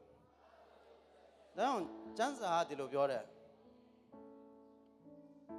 ခက်ခဲရှင်းကတင့်ချင်မှာအလဲလာတယ်နေရယူတယ်လို့မပြောဘာလာတယ်လို့ပြောလဲခက်ခဲရှင်းကအလဲလာတာငါမိဘစကားနားထောင်တယ်ဖះနဲ့လဲသွားဘာဖြစ်လို့ငါခက်ခဲလဲအလဲလာတာခက်ခဲရှင်းကတင့်ကိုမတွေ့ဘူးလို့အလဲလာတွေ့တာအလဲလာတဲ့လူကညအိတ်လို့မရဘူးဘယ်ကလူပြောပါအလဲလာရင်ညအိတ်လို့မရဘူးလို့ဒုက္ခရှင်းကိုလက်ခံတဲ့အခန်းကျွန်တော်တို့မှာမရှိဘူးဟာလေလုယာဘယ်ကလူပြောပါဒုက္ခရှင်းအတွက်အခန်းကရှိမှမရှိဘူးလို့ပြောပါရေးရဲဝုန်းပြောပါတင်းကကြွယ်ဝရှင်းအကြောင်းပြောရင်တင်းဘဝရဲ့စင်ရရှင်းတွေကနေရာယူလို့မရတော့ဟာလေလုယာတော့ဣတတာရဲ့ဘဝမှာလည်းအဲ့ဒါကိုသူကျင့်သုံးတယ်တင်းကိုယ်တိုင်ကဒါကိုကျင့်သုံးဖို့လိုအပ်တယ်နှုတ်ကပတ်တော်ကိုတိတော်သူမဖြစ်စေရှင်နှုတ်ကပတ်တော်ကိုကျင့်တော်သူဖြစ်စေရှင်တယ်ဖခင်ကမိဘစကားနားထောင်ရမယ်တိတာမဟုတ်ဘူးကျင့်တော်သူဖြစ်ရမယ်မိဘကိုယိုသေးပါတိတော်သူမဖြစ်စေဘူးကျင့်တော်သူဖြစ်စေရှင်တယ်ဟာလေလုယာဒီကနေ့အဲ့ဒါကထောင်ရအသက်ရဖို့မဟုတ်ဘူးလောကမှာကောင်းစားဖို့အတွက်ဖြစ်တယ်ဘာကြောင့်ဒီလောကမှာမကောင်းစားလဲဒီအရာကိုတင်တိပဲတိနေသေးလို့လက်တွေ့တင်ဘဝမှာပြီးဆုံးဖို့လိုတယ်ကျွန်တော်ဒီနေရာမှာပဲဟောတာမဟုတ်ကျွန်တော်မိဘထိုင်နေလဲဒီတရားကိုကျွန်တော်ဟောရဲတယ်ဘာဖြစ်လို့လဲကျွန်တော်ယိုသေးတတ်လို့ဟာလေလုယာကိုယ်ရမှာပဲဟောတာမဟုတ်ဘူးအရှိမလည်းဟောတယ်ကျွန်တော်အဖေနဲ့အမေကဘာမှမသိတော့မှကျွန်တော်ရဲ့ live ကိုအမြဲတမ်းနားထောင်တယ်ဟာလေလုယာအမြဲတမ်းနားထောင်တယ်သူတခြားဘာမှမကြည့်တတ်ဘူးတဲ့ဒါမဲ့ငါသားတယ်လွတ်နဲ့ live ကိုတော့ငါရအောင်နားထောင်တတ်တယ်ဟာလေလုယာအဲ့လိုမိဘဖြစ်လာဖို့လိုအပ်တယ်ဟာလေလုယာတင်ဘာလို့ဒါမှတော့မသိတဲ့မိဘထဲမှာမဖြစ်နေဖို့တင်ကိုယ်တိုင်အရင်ဘာလို့ဖို့လဲရိုသေတတ်ဖို့လိုအပ်တယ်ဆိုးတဲ့သားကိုမိဘကဘာလို့နေလဲလိုက်စုံစမ်းမဲ့ထင်လား तू ဘာဟောနေလဲစုံစမ်းမဲ့ထင်လားဟာလေလုယာကျွန်တော်ညီကိုတွေက4ယောက်အမှုတော်ဆောင်တာဖြစ်တယ်5ယောက်မှာအာမင်ကျွန်တော်ရဲ့တရားဟောချက်ကိုအမြဲတမ်းကျွန်တော်အမေနားထောင်တာဖြစ်တယ်ဟာလေလုယာကျွန်တော်အဖေတွေကိုယ်တိုင်ကကျွန်တော်ပတ်ပိုးပေးတာဖြစ်တယ်ကျွန်တော်အမျိုးတွေအားလုံးက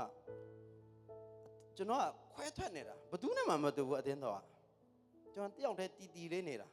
ဒါပေမဲ့အမျိုးတွေအားလုံးကျွန်တော်ကိုဝိုင်းပြီးဆုတောင်းပေးတာဖြစ်တယ်ဟာလေလုယာဒါကြောင့်ကျွန်တော်ဘဝမှာကောင်းစားခြင်းကအချိန်ပြည့်နေရာယူစေတယ်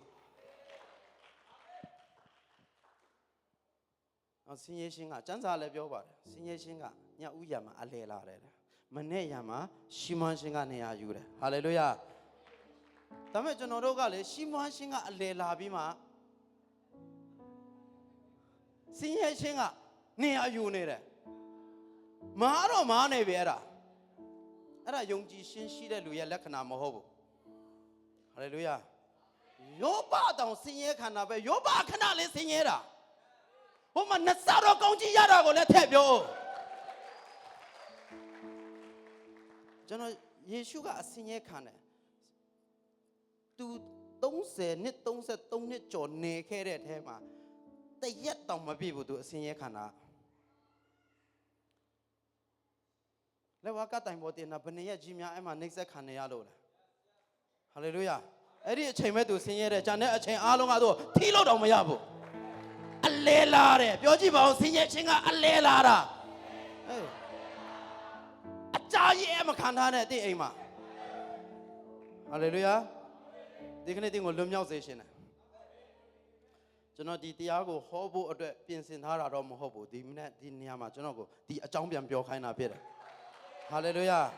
ဒီနေရာမှာတင်ကျမ်းစာဟောတာကိုဖွင့်ထားလို့တင်ကျွန်တော်အမျိုးမြင်ကောင်းမြင်နေလိမ့်မယ်ကျွန်တော်ကကျမ်းစာဖတ်အိမ်ပဲနဲ့အများဆုံးဖတ်တယ်ကျွန်တော်ရှင်မမီးမမှန်ဘူးဒါကြောင့်ကျွန်တော်အမတ်အသားအားလုံးကဒီမှာပို့တည်တယ်ဟာလေလုယာဒီကနေ့တင်ကိုလေဆင်းရဲရှင်းတဲ့နဲ့လွတ်မြောက်စေတဲ့နီလန်ကတခြားမရှိဘူးပေးကမ်းခြင်းနံပါတ်1တင်ဘဝမှာတင်မိဘကိုအရင်ပေးကမ်းပါပြင်ဆင်ပါအဲ့ဒီအတွက်ဘယ်နှယောက်ပြင်ဆင်နေလဲ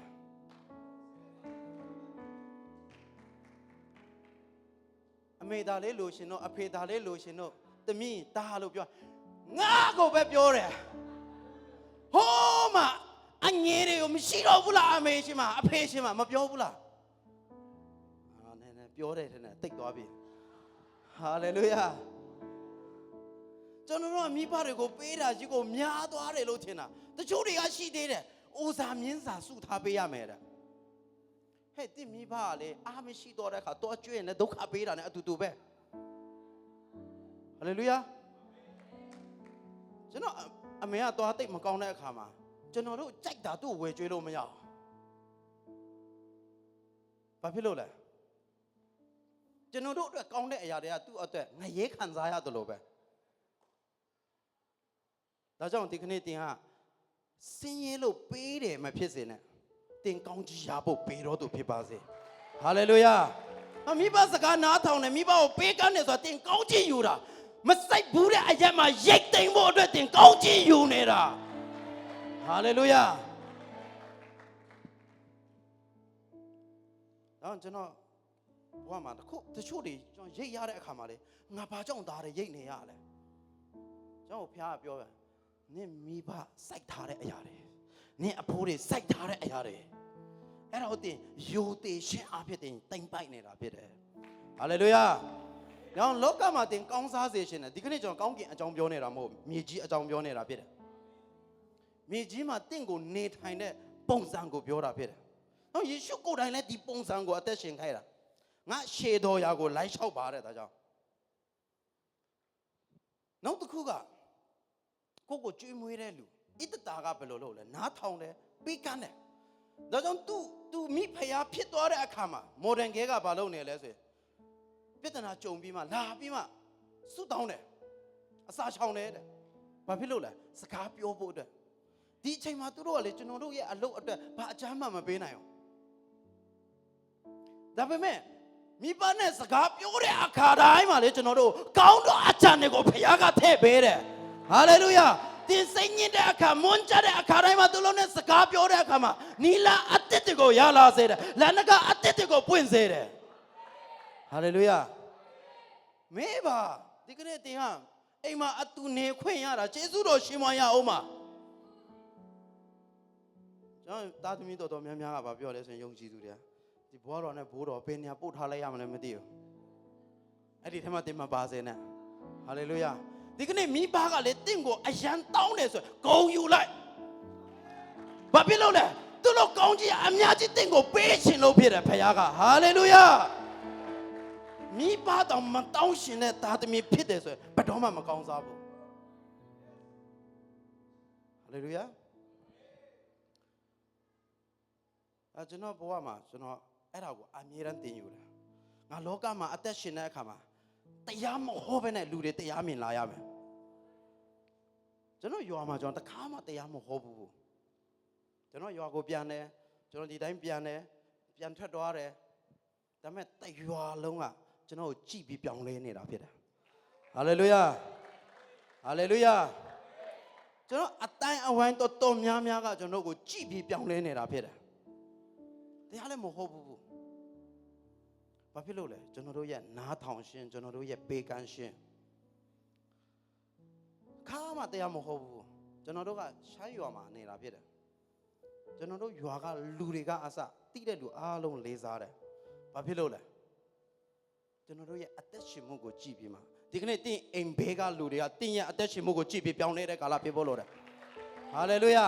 တော့တရားဖခင်ကိုယိုသေးတယ်ဖခင်စကားနားထောင်တယ်နံပါတ်1လောကမှာတင့်ကိုဖြစ်ပွားစေတာတင့်မိဘဖြစ်တယ်အဲ့ဒါကိုတော့မှတင်နားမထောင်နိုင်ဘဲနဲ့မမြင်ရတဲ့ဘုရားကိုနားထောင်တယ်ကိုးကွယ်တယ်ဒါကြောင့်တင်ကမမြင်ရတဲ့အရာကိုပဲလုပ်တဲ့အတွက်တင်ဘဝမှာဘာမှမမြင်ရတာဟာလေလုယာဒါကြောင့်ကျွန်တော်တို့က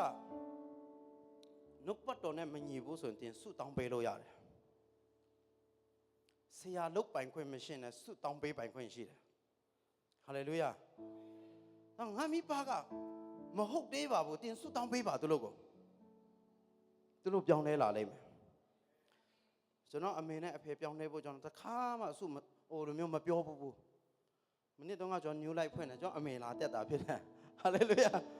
မသက်ပါနဲ့လို့ပြောမရဘူးတဲ့ငါနှုတ်ပတ်တော်နားထောင်ရအောင်မယ်တဲ့ခံညိုရအောင်မယ်ငါတခြားလူတွေကိုဟောရအောင်မယ်တဲ့ဟာလေလုယာခါမတင်တန်းတဲအောင်လို့မပြောဘူးသူလာတာဘေတာသမီးတွေရှိမှအကြာကြီးမနေဘူးကျွန်တော်ရှိမှ2လကျော်နေတော့တဲ့ဟာလေလုယာစက္ကန့်မှုတော်ဆောင်နေများတယ်ဆိုတာဒီခနဲ့ဟာလေလုယာတော့ဣတတာကဒီခနဲ့အဲ့တလို့အသက်ရှင်လာမိဘနဲ့အဆက်အသွယ်မပြတ်စေတော့သူမိဘနဲ့အဆက်အသွယ်မပြတ်တဲ့ရွယ်တင့်ရဲ့ကောင်းကြီးကဘယ်တော့မှမပြတ်ဘူးဟာလေလုယာဒါကြောင့်ရုတာကဒီလိုပြောတယ်တေချင်းကလွဲပြီးကျမတို့ကိုမခွာစေနဲ့တဲ့ဘာကပဲခွာစေတာလဲတေချင်းကပဲခွာစေတာတေတော့တော့မခွာရှင်နဲ့ခွာရတယ်ဒါပေမဲ့တင်ကမတေကလေးကနေတင်ကတေခိုင်းနေတယ်ဒါကြောင့်တင်းရဲ့ကောင်းကြီးမင်္ဂလာကလည်းဘာဖြစ်လဲတေတော့ကုန်တာဟာလေလုယာရမလားတင်းကိုမိပါတယ်အကူတဲ့လေတန်လေးနဲ့တစ်ချက်ပြောရင်ဂုံယူလိုက်ပါဘာဖြစ်လို့လဲတင်းကိုအဲ့ဒီကောင်းကြီးတင်းကိုပေးရှင်လို့ဖြစ်တယ်ဟာလေလုယာတင်းကိုအဲ့ဒီအစွမ်းကိုဖျားထည့်ပေးရှင်လို့ဖြစ်တယ်ကျွန်တော်အဲ့ဒါကိုအမြဲတမ်းဂုံယူတယ်တခြားလူတွေရှိမွမ်းလာတဲ့ကျွန်တော်မိပါတယ်ကျွန်တော်ဒါလေးတော့ငါ့ကိုလုတ်ပေးပါလားဆိုရင်အယံဂုံယူတယ်ဘာဖြစ်လို့လဲကောင်းကြီးဖျားပေးရှင်လို့တင်းကိုမိဘတော်မှသူကငါတောင်းရင်လည်းပေးမှာမဟုတ်ဘူးလို့မြင်ရင်တော့ဘာဖြစ်လို့အဲ့လိုမြင်လဲတောင်းတိုင်းမှာတင်ကပူညာလောက်တာကိုဒီမှာအသက်ကြီးတဲ့လူလည်းပါတယ်ဆိုတော့ဟာလေလုယာမိဘအတင်းကိုစကားတောင်မပြောတော့ဘူးတချို့တွေဆိုတော်ပြီနင်းကငါပြောလို့မရတဲ့အဆုံးထားလိုက်တော့မယ်အဲ့ဒါကြီးကိုပြောနေတာနာအေးပြီတော့ဘယ်ကောင်းကြီးမှမဖြစ်ဘူးမိတ်ဆွေဒီကနေ့ဒီအဲ့ဒီထက်နေပြန်နောင်သားရပါပြန်လဲလာပါဒီကနေ့ဣတတာမိဘမရှိဘူးဒါမဲ့မော်ဒန်ကဲစကားကိုအယနာထောင်တယ်မော်ဒန်ကဲကိုယိုသေးတယ်မော်ဒန်ကဲအဝတ်အစားမရှိဘူးလို့ပြောတဲ့အခါမှာဘာဖြစ်လဲပြောတာတော့မဟုတ်ဘူးနော်အစာရှောင်စွတ်တောင်းနေတဲ့အခါမှာဘာလာပေးလဲအဝတ်အစားအကောင်းကိုလာပေးတယ်ချက်ချင်းကျွန်တော်တို့ရဲ့အသက်တာထဲမှာဖခင်ကိုပေးတယ်ဖခင်အတွက်အချိန်ပေးတယ်ပြည့်မိဘကိုအချိန်ပေးတတ်တော်သူဖြစ်ဖို့မိဘကိုပေးကမ်းတတ်တော်သူဖြစ်ဖို့လိုအပ်တယ်တော့သူ့ရဲ့ဘဝမှာမဖြစ်နိုင်တဲ့အရာကိုဣတတာကဖြစ်စေခဲ့တယ်သူထက်တိုင်းပြည်နိုင်ငံပေါင်း129နိုင်ငံကလာမယ်တဲ့ပြန်လာသူရစဉ်းစားကြည့်အာဆီယံမဟုတ်ဘူးနော်ဟာလေလုယာနိုင်ငံပေါင်း129နိုင်ငံကအလာမယ်တနိုင်ငံလုံးမှာအဆိုးဆုံးရွေးထုတ်လာတာမှာဣတတာကိုမမီစေတာငါခံချင်တယ်ဟာလေလုယာဒီဘက်ကိုဆုံးသေးရှင်တယ်ဒီလိုမျိုးကိုလည်းတကဘာလုံးနဲ့အားလုံးသူဖြစ်စေရှင်ဟာလေလုယာတကဘာလုံးကဒီကိုသူရှာတော့ရှင်းအောင်ဆိုဒီမှာအဲ့ဒီ application နဲ့အပေးပြီးသားပဲဒါကြောင့်ကျွန်တော်တို့ရဲ့အသက်တာဒီနေ့ဘာလို့ဒီကိုလို့လဲဒီကဝိရှင်ဒီအပေးဒုတိယတင့်ကိုဘိညာဉ်ရေးရလမ်းပြပေးတဲ့မိဘကိုဒီကိုတော့ဒီနေ့တင်းရဲ့အတင်းတော်ထဲမှာလာတဲ့တင်းရဲ့ဘုတော်ဆောင်ဆရာဘာဖြစ်နေလဲဆိုတော့တင်ပဏ္ဍာမေကိုပဲဟာလေလုယာပဏ္ဍာမေကိုတုံးခဲ့တဲ့ကာလကစတာလေးဘယ်နှယောက်မှလည်းဆောင်ပေးခဲ့လက်တစ်ထောင်ကြီးရောက်လက်တစ်ထောင်ကြီးရောက်ဟာလေလုယာဒီကိုလိုအပ်တာပဲဘာဖြစ်လို့လဲတင်းရဲ့ဝိညာဉ်ရေးရမြင်ရတဲ့နေရာမှာမထင်ရှားတယ်မမြင်ရတဲ့အရာကိုအရင်ထင်ရှားစေတဲ့နေရာတော့ကျွန်တော်တို့ကလေးစားတတ်ဖို့လိုတယ်အဲ့ဒါယူတည်တတ်ဖို့လိုရတယ်သူအရှိန်ရောကဘာမှမဟုတ်တာကိုလေးစားတယ်လို့ခေါ်တာမဟုတ်ဘူးအကောင်းဆုံးပန်းပိုးရှင်တဲ့နှလုံးသားရှိတဲ့သူကဘေကံတော်သူဖြစ်တယ်ဟာလေလုယာဘေကံတော်မှာဆိုတာအကောင်းဆုံးပန်းပိုးပေးမယ်ငါအောင်ဆုံးတာလို့ရှိရင်အဲ့ဒီအဖို့မှာအကောင်းဆုံးဖြစ်ခဲ့တယ်တော့မော်ဒယ်ကပြောတယ်ဒီအရင်တော့သူ့ကိုပြောတယ်ဒီအမျိုးကိုပေါ်ရတယ်တဲ့တော့ဒါပေမဲ့နောက်တစ်ခေါက်ပြဿနာကြုံတဲ့အခါကျတော့ဘာဖြစ်ပြန်လဲဒီအမျိုးကိုပေါ်ပြပါ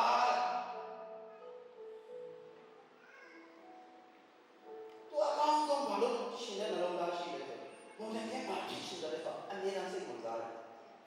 ဒီနေ့ဒီမန္တလေး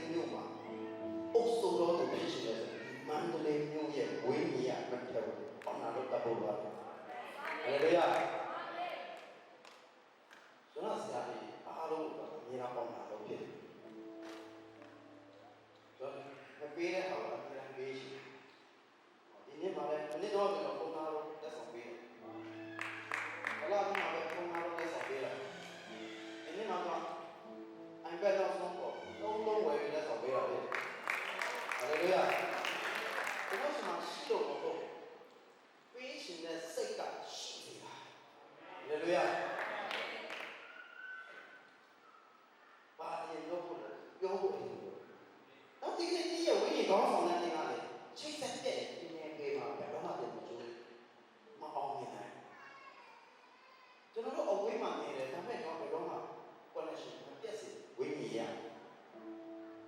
ဒါကြောင့်ကျွန်တော်ဘယ်တော့မှရှုံးနေတဲ့အဲမှာတရားဘယ်တော့မှပို့ဟာလေလုယာဝိညာဉ်ရမှာအောင်မြင်ရှင်ပဲဝိကြေးမှာအောင်မြင်ရှင်ပဲတော့တန်စီပေါ်ရဲ့တမန်တယောက်တဲ့ပို့ပြီးပြောရကျွန်တော်တက်တူကောင်းချီပဲကျွန်တော်ဘာလို့ကိုတက်တော့နေ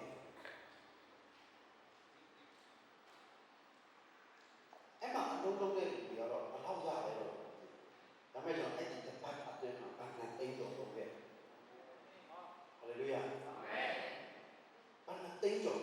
ပေးနေတဲ့လူတွေစီအတော်လာတယ်မပါဘူးဟာလေလုယာကျွန်တော်ဘာအဲ့အဝေးအားလုံးပဲဟာလေလုယာဒီလိုဘုရားအဲ့ဒါရှင်းပြနေတာပဲဟာလေလုယာကျွန်တော်နိုင်ငံတော်တော်များများရဲ့ဝိညာဉ်ကျွန်တော်ရှိတယ်ဒါကတော့ဘာသာစကားပမာစကားမပြီးပမာစကားတော့မှတင်တော့နားလေတာတင်တော့ကဲတော့ဟာလေလုယာတင်တော့အရှမ်းတော်လို့နားလေတာကျွန်တော်တော်လို့မဟုတ်ခါရီးကျွန်တော်ပြောလာတာဒီတွေကလည်းတလွဲနားလေလို့ခဏခဏပြဿနာတက်တာငါဒီလိုအကျိုးနဲ့ဘယ်လိုပြမှုတော်ဆောင်မလဲအဲ့လူကြောက်ကကျွန်တော်ပါလာပြောတယ်ဆရာအကြောင်းကိုအားရတယ်ဟောငါစကားပေါက်တာပဲဟာလေလုယာဒါကျွန်တော်နားလေလိုက်တာဒီကိုတော့ကျွန်တော်အမှုတော်ဆောင်ကျွန်တော်အသက်လုံးအသက်လူပြဖို့ပေးတယ်ကျွန်တော်စကားကိုနားလေတဲ့ဒီကိုပြဖို့ပို့ပေးတယ်အဲ့ဒီကတော့အရာအားနေခဲ့ကျွန်တော်ညီနဲ့ရွာနေတော့မှကြည့်တာစကားပြောဖို့မရှိကျွန်တော်ရဲ့စကားပြောဖို့ကနွားနဲ့ချက်ပဲရှိတယ်နွားရဲ့ချက်ရဲ့ဝေးတာပဲရှိတယ်အဲ့တော့ကျွန်တော်စကားလုံးကမပြီးဘူးစကားပြောရင်ဒီချင်းမို့လို့ပမာစကားမပြီးတော့လားဆိုစကားအဲ့လိုမလောက်သားပြန်ဘူးဟာလေလုယာတော့ကျွန်တော်မြို့ဘာလို့မြို့မှာမသိဘူးတော့ဒီချင်းစကားပြောတဲ့ရှမ်းအတန်ဝဲတဲ့ရှမ်းစကားပြောတဲ့နားမလဲပြဘူးပမာလို့ပြောရင်ကိုဆိုးနေဘာလို့မျိုးလဲဒါပေမဲ့ဘုရားကြီးတော်တဲ့အခါဒီလိုနားလေအဲ့ဒါဒီလိုဘုရားကြီးရဲ့အကြောင်းပဲဟာလေလုယာတော့ဝိညာဉ်ရေးရရှိပြီးသွားရင်တင့်ကိုနားမလည်တဲ့လူလည်းနားလေပါစေအာမင်ဆိုတော့ဒီကနေအရင်တော်တယ်နော်ဆိုတော့ဘာတော်လို့လဲစကားတော့မပြီးတဲ့ဘာမှမလုပ်တတ်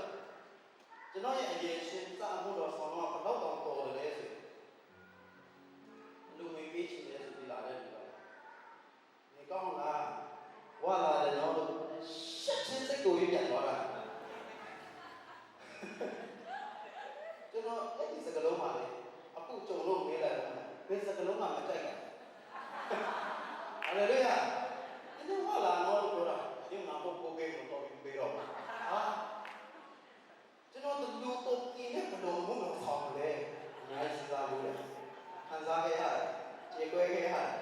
ဟာလေလုယာဘယ်ဒီကနေ့ဖခင်ကလေကျွန်တော်လုပ်တတ်တာအထောက်ရှင်းမရှိကျွန်တော်စဉ်းစားတာအမြဲတမ်းပေးဖို့ပဲစဉ်းစားတယ်ကျွန်တော်မိဘတွေကိုပေးတယ်တော့ဝိညာဉ်ကောင်းဆောင်တွေကိုပေးဖို့စဉ်းစားတယ်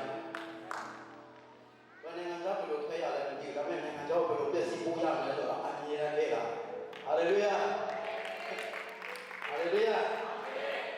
တော့ဝိညာဉ်ကိုမှကောင်းဆောင်တွေကိုကျွန်တော်လက်ဆောင်ပေးတယ်ကောင်းဆောင်တိုင်းကိုကျွန်တော်ရွှေပေးတယ်ကောင်းဆောင်တိုင်းကိုပေးတယ်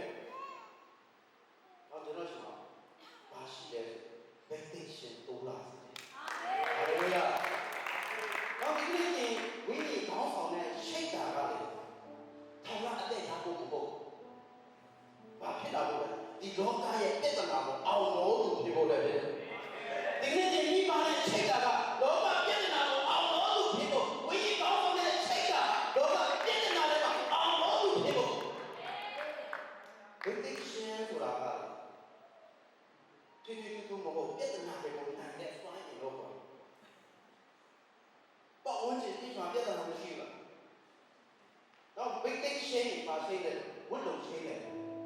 မှာမော်ဒယ်ကြီးကသူ့ကိုတကမုန်းဆိုပြီးမှအထင်သေးတယ်ဗါလဲအမှန်ကသူ့ကိုကြမ်းချတယ်ဒါမဲ့အဖို့ဆရာကောင်းတာရှင်ပြန်ရှင်းရောက်လို့တော့သူ့ကိုဒီလိုရှင်းရောက်ရတယ်ဆိုရင်ရှင်ပြန်ဝတ်စုံပုတ်ခိုင်းတဲ့အခါမှာဗာဖြစ်သွားတယ်အဲ့ဒီဟာမန်ကအနည်းတသူ့ကိုအနိုင်ကျင့်တဲ့ဟာမန်ကလည်းသူစီးတဲ့နေနေကိုဆွဲပြီးမှကြီးကြပါဆိုပြီးမှဂုံပြုတ်ပေးရတယ်လို့ဖြစ်လာတယ်ဒီနေ့ဒီပြဿနာမှာရှောင်းနေရတာဒီဝတ်တော်ကိုချိန်နေလို့ဘယ်အချိန်ရှင်းလဲနားထောင်တတ်တဲ့ဘဝရှင်းလာဟာလေလုယာတော့ဒီနေ့ဣတတာအနည်းနဲ့နားထောင်တဲ့သူ့ဘဝအနည်းနဲ့ပါချိန်ဝတ်တော်ချိန်သွားတယ်ဒီနေ့ဒီကိုချိန်ပေးဆိုဟာလေလုယာဒါကြောင့်ပေးကမ်းတယ်ဆိုတာအဆံပဲမို့အရှိကိုလည်းပေးကမ်းတတ်ဖို့လိုတယ်။ကောင်းဆောင်တဲ့စကားပြောရှင်းတဲ့ကျွန်တော်ရှိဖို့လိုတယ်။ကောင်းဆောင်တဲ့အချက်မပေးနိုင်။တချို့အဲ့ဒါလေတင်းတော့ငါနဲ့မကိုက်။ဒါမဲ့တင်းနဲ့စကားပြောရင်အရှိမှညံ့တိုးလာတယ်။လမ်းနဲ့လည်းစာပြေးပွင့်လာတယ်။ဟာလေလုယာ။ကျွန်တော်အချက်မပေးတော့ဒါမဲ့သူတော်တော်များများတော့လက်စားတော့စဉ်းစားတယ်သူကဘာလို့လာပြောတယ်တော့ဒီမှာတင်တော်တော်များများမှာကြစကားလာပြောကြကျွန်တော်ဘာမှမပြောတတ်ဘဲနဲ့သူကဘာလို့စကားလာပြောလဲတနေ့မှာဘုတော်ဆောင်အရှောင်းသွားရင်တော့ညီရတဲ့ဘုတော်ဆောင်တော့ရောက်လာပြီးအချိန်ကလာရတယ်ဆိုတော့တရားတော်ပြောတဲ့စကားပြောတယ်ညမှာဘာလို့လဲဆိုတော့အဖြေရပြီးတဲ့ပြန်သွားတယ်ဘာဖြေရဘူးမသိဘူးဟာလေလုယာဒါမဲ့တိတ်မကြခင်တလားတော့ဆိုတော့ဆွေးကြိုးတွေနဲ့ကားတွေနဲ့ပြန်ရောက်လာဟာလေလုယာဒီကနေ့ဒီဝိညာဉ်ကောင်းဆောင်ဖို့ဒီချိန်ပါအင်းဘဝမှာဒီတိုးလာလိမ့်မယ်ပညာတွေတိုးလာလိမ့်မယ်ဘာဖြစ်လို့လဲပေါ်ပြီးတဲ့အခါမှာဝိညာဉ်တော်ကတိတ်ကိုဆွမ်းဖြည့်တယ်ကျွန်တော်တို့ကလက်တဲ့ဘိတ်တိတ်ပေးတယ်လို့ပြောတဲ့အခါမှာဒီလူကပေးတာပေါ့ဘိုးလူကပြောတယ်ငါလက်တင်ချင်းအားဖြစ်တယ်ဖခင်ကဘာလို့ပေးလဲစုကျေးဇူးတွေကိုထည့်ပေးတယ်ရှိတ်ပြောစီပါအောင်ဒီဝိညာဉ်တော်ဆောင်တဲ့ရှိတ်ဆက်ပါအတန်နဲ့တိုးသေးတယ်လို့ဟာလေလုယာငါဒီလည်းမရှိတော့ငါရောက်သွားပြီရပါသေးလားပြောလို့ရတယ်ကျမ်းစာတော်မှာရတယ်လို့ချိန်တော်လေးကိုဘာပဲကျွန်တော်အဆုံးမတတ်ရှေ့တတ်တယ်ညတော့စကလုံးမကျွေတော့လေဒါပေါ်အဆုံးတတ်မယ်နဲ့ပြောရင်းနဲ့ရှေ့သွားတာဟာလေလုယာအာမင်ဟောဒီနေ့ဟောဒီတာရဲ့ဘဝတကယ်တော့အဆိုးကြီးပြဿနာတွေနဲ့ဝိုင်းရနေတာဖြစ်တယ်ဒါမဲ့သူ့ရဲ့ဖခင်ဖြစ်တဲ့ဝိညာဉ်ရေးရဖခင်ဖြစ်တဲ့ဟိုတကယ်နဲ့ရှိတဲ့အခါဒီဣဒတာနဲ့သူစားတဲ့ကျမ်းစာထဲမှာတရားဆိုတဲ့စကားလုံးမပါတဲ့ကျမ်းစာဣဒတာဝတ္ထုဖြစ်တယ်။ဖျားဆိုတဲ့စကားလုံးမသုံးပါပါအဲ့ဒါဘာအတွက်လဲဆိုတင်တဲ့ရှင်တို့အတွက်ဖြစ်တယ်။တော့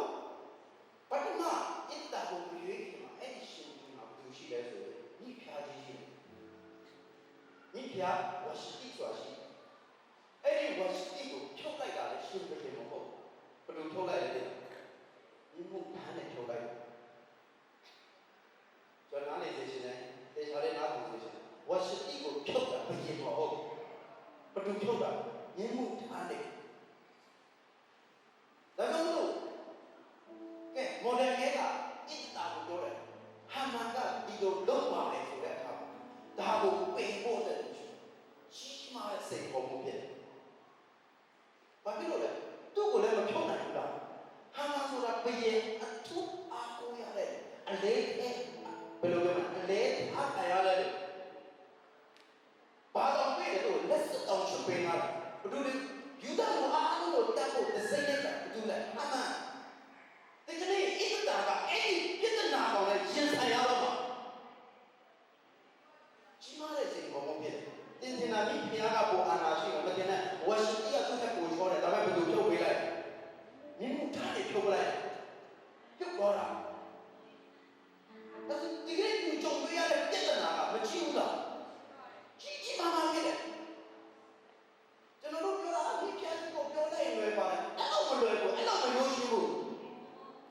မဲ့အာဟောဆရာကောင်းတယ်ရှင်ဘီနဲ့စကားပြောဖို့အတွက်ငါစာရှောင်းစူတောင်းတယ်ယူဒအမျိုးတွေအားလုံးစူတောင်းပေးပါအဲ့ဒီခါမှာအာဟောပဲရှင်ဘီနဲ့တွားတွေ့တဲ့အခါမှာလွယ်တဲ့ကိစ္စမဟုတ်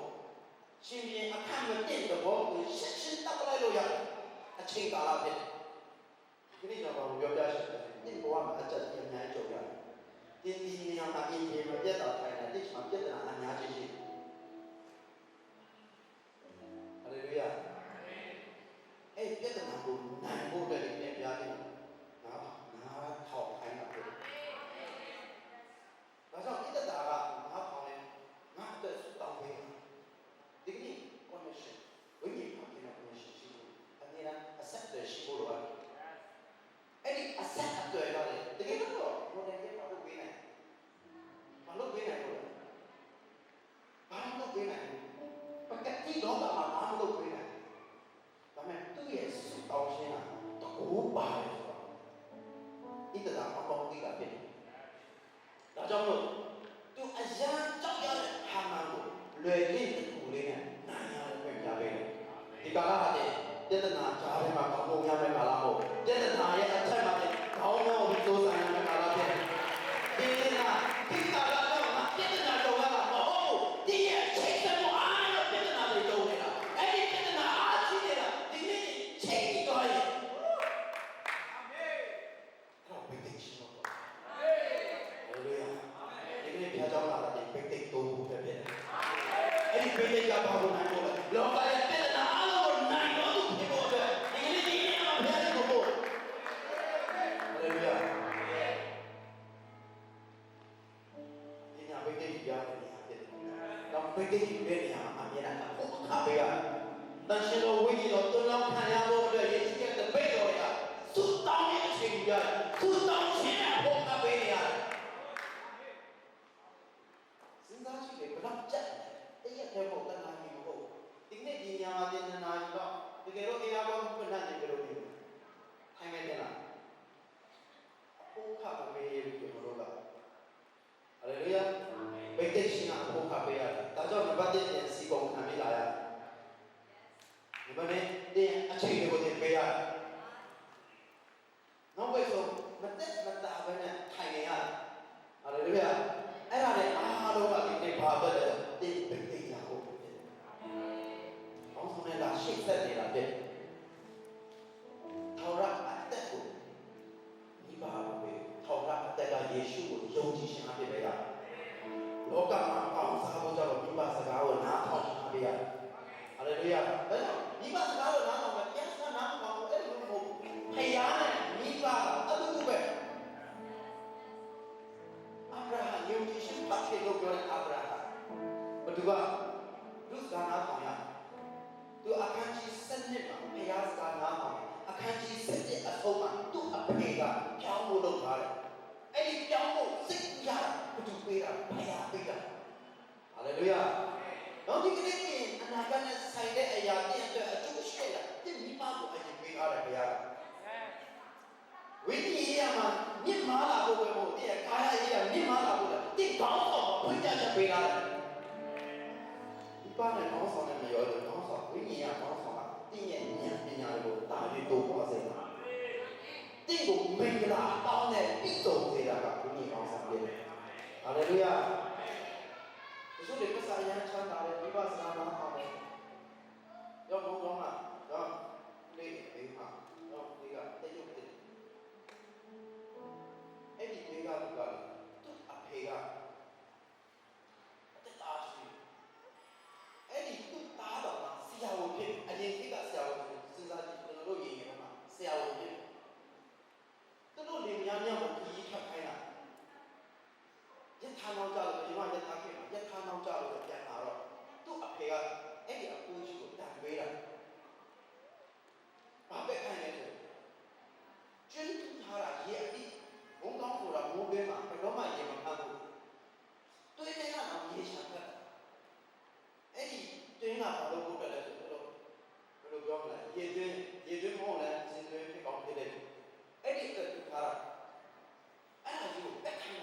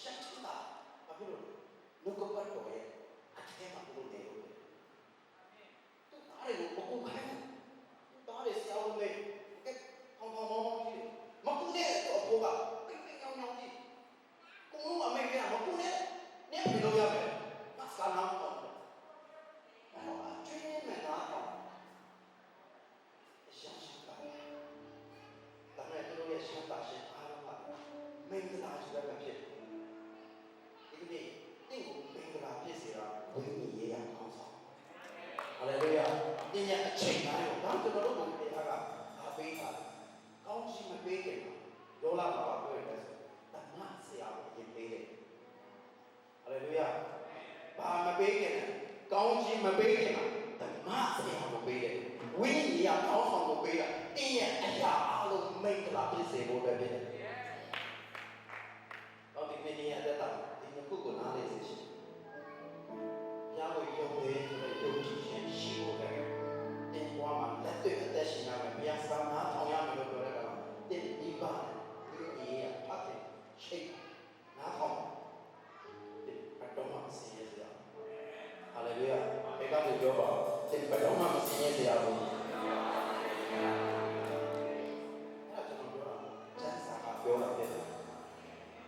တော့ကျွန်တော်အရာခက်ခဲတဲ့ဒီပေဒီကိုကျွန်တော်ရောက်ခဲ့တယ်အဲ့ကြောင့်ပတ်တော်မှာဆင်းရဲခဲ့အရှာအရှင်ဆိုးတဲ့နေရာမှာလည်းကျွန်တော်ရောက်ခဲ့တယ်ပတ်တော်မှာကျွန်တော်ခက်ခဲခဲ့အဲ့ဒါဘာဖြစ်လို့လဲအရှိခဲ့တော့ကျွန်တော်နာမတာနာစားတယ်ယုံကြည်မှုမရှိဘူးကျွန်တော်ဒီဘက်ကိုနားရကျွန်တော်ဘူးမှလည်းမသိဘူးကျွန်တော်ဘုတော်ဆောင်ဆိုလည်းကျွန်တော်မျိုးတော်မသိဘူးဒါပေမဲ့ကျွန်တော်ဝိညာဉ်ကောင်းဆောင်နဲ့ရှိတဲ့အခါကျွန်တော်လိုအပ်တဲ့ဝိကြီးတွေယနေ့ရှိအဖြစ်ကျွန်တော်တစ်ခါမှမခက်ခဲခဲ့ဘူးယနေ့ရှိအဖြစ်စခဲ့တဲ့အခုချိန်တွေမခက်ခဲဘူးကျွန်တော်နောက်တိုင်းမှာကုန်ခဲ့တဲ့လောက်ဆိုတိတ်တောင်တော်လုံးရတယ်အခုဒီကမှလည်းတောင်းဆောင်တပတ်ဆိုရင်လည်းညာရှိလုံးမရဒီရက်ကိုဘလောက်တော့နေဒီကိုလာတော့ဆယ်သိန်းတော့လည်းပြဒါပေမဲ့ကျွန်တော်ပြမစင်းရဲစေဟာလေလုယာမစင်းရဲစေကိုအဲ့ဒါဘာဖြစ်လို့လဲဝိညာဉ်ကောင်းဆောင်မိခင်ပါနေရာရှိတ်တဲ့လို့တဲ့ဒီမှာရှိတဲ့လူအပေးရှိတဲ့ဒီဘဝမှာရင်းစားခဲ့ဘူးလေဆိုဒီနေ့နောက်လာရပါပုံကံခဲ့ဘူးလေဆိုဒီနေ့နောက်လာရပါဒီကိုဖျားအဲ့ဒီကလည်းလူရောက်ရှိပေးရှိဒီဘဝမှာဆင်းရဲဆိုတာမရှိသေးရှိဟာလေလုယာကျွန်တော်တို့အိုးမဲ့အိမ်မဲ့ဖြစ်စေတာမဟုတ်ဘူးဗျာအိုးရှိအိမ်ရှိဖြစ်စေတာဟာလေလုယာကျွန်တော်ဒီနာမှာခဏနေတယ်ဒီနာမှာကျွန်တော်မြေပွဲရှိရောက်တာနဲ့ကျွန်တော်ပုံမှန်မြေပွဲရှိတယ်ကျွန်တော်အမောပဲဝေးရှိတော့ဒီနေ့ဒီကိုအဲ့လိုရစေရှိဒီမှာအင်္ဂါမိမရတဲ့ရောက်ရှိအင်္ဂါမိမရတဲ့ရောက်ရှိစကားပဲလာတယ်လေဒါကြာပြီမှာဘုရားကကိုယ်ပိုင်ပေးတာကြာပြီမှာဘုရားကိုယ်ပိုင်ပေးတာဒီမှာတော့လည်းကမှာပြတ်တဲ့တော်တွေနဲ့ဖြစ်နေတော့ပြီးစေဒီပြုံးမဲ့နဲ့မှာပဲတဲ့နောက်ွယ်မှာပြတ်တဲ့နာကြီးကြီးမားမားတဲ့အများကြီးရှိတယ်။ဒီရဲ့ခေတ်ကာလတွေအတိတ်ကိုနှိမ့်ဆက်နေတယ်။ဒီရဲ့ပေါင်းခြင်းအရှင်တွေအတိတ်ကိုနှိမ့်ဆက်နေတယ်။ဒီရဲ့စီးပွားရေးဒီရဲ့ချမ်းသာရေးအပြားတွေနေပါတော့ဒီကမှာလွတ်ချင်ပေးတယ်။ဆိုရင်ဝင်ကြီးခက်ခဲနေတဲ့တက်ကြီးဖြစ်နေတဲ့အတုပ်လုပ်ပြီးလုပ်နေတဲ့ချက်နေတယ်။ဘယ်ရောက်ရှိလဲ။ဒီလိုကတားတဲ့အခါအလုပ်လုပ်နေတဲ့ချက်နေဒီကနေ့ဘုရားဒီကို contribution နဲ့ဖြစ်တယ်။ Hallelujah ။ဒီနေ့ကျွန်တော်စတောင်းပေးရှင်တကယ်ကြက်နေတဲ့လူတွေရှိလာတယ်တကယ်အလုံးလုံးနေရင်မရှောင်ဘူးတကယ်ကြက်နေတယ်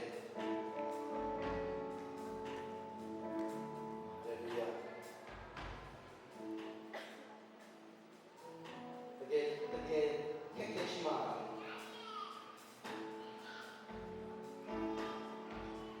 အလုံးမလုံးဘယ်နဲ့အစီအမပြေတော့ပြောတော့အလုံးလုံးရဲ့တန်းပြဿနာတွေနဲ့ကြုံနေတယ်ဒီနေ့ကျမ်းစာတွေပြောတယ်လူတွေအရှိမငါ့ကိုညှင်းဆန်တယ်ပေါင်းပြဿနာတွေရှိမှတင့်ကိုမှပြီးပေး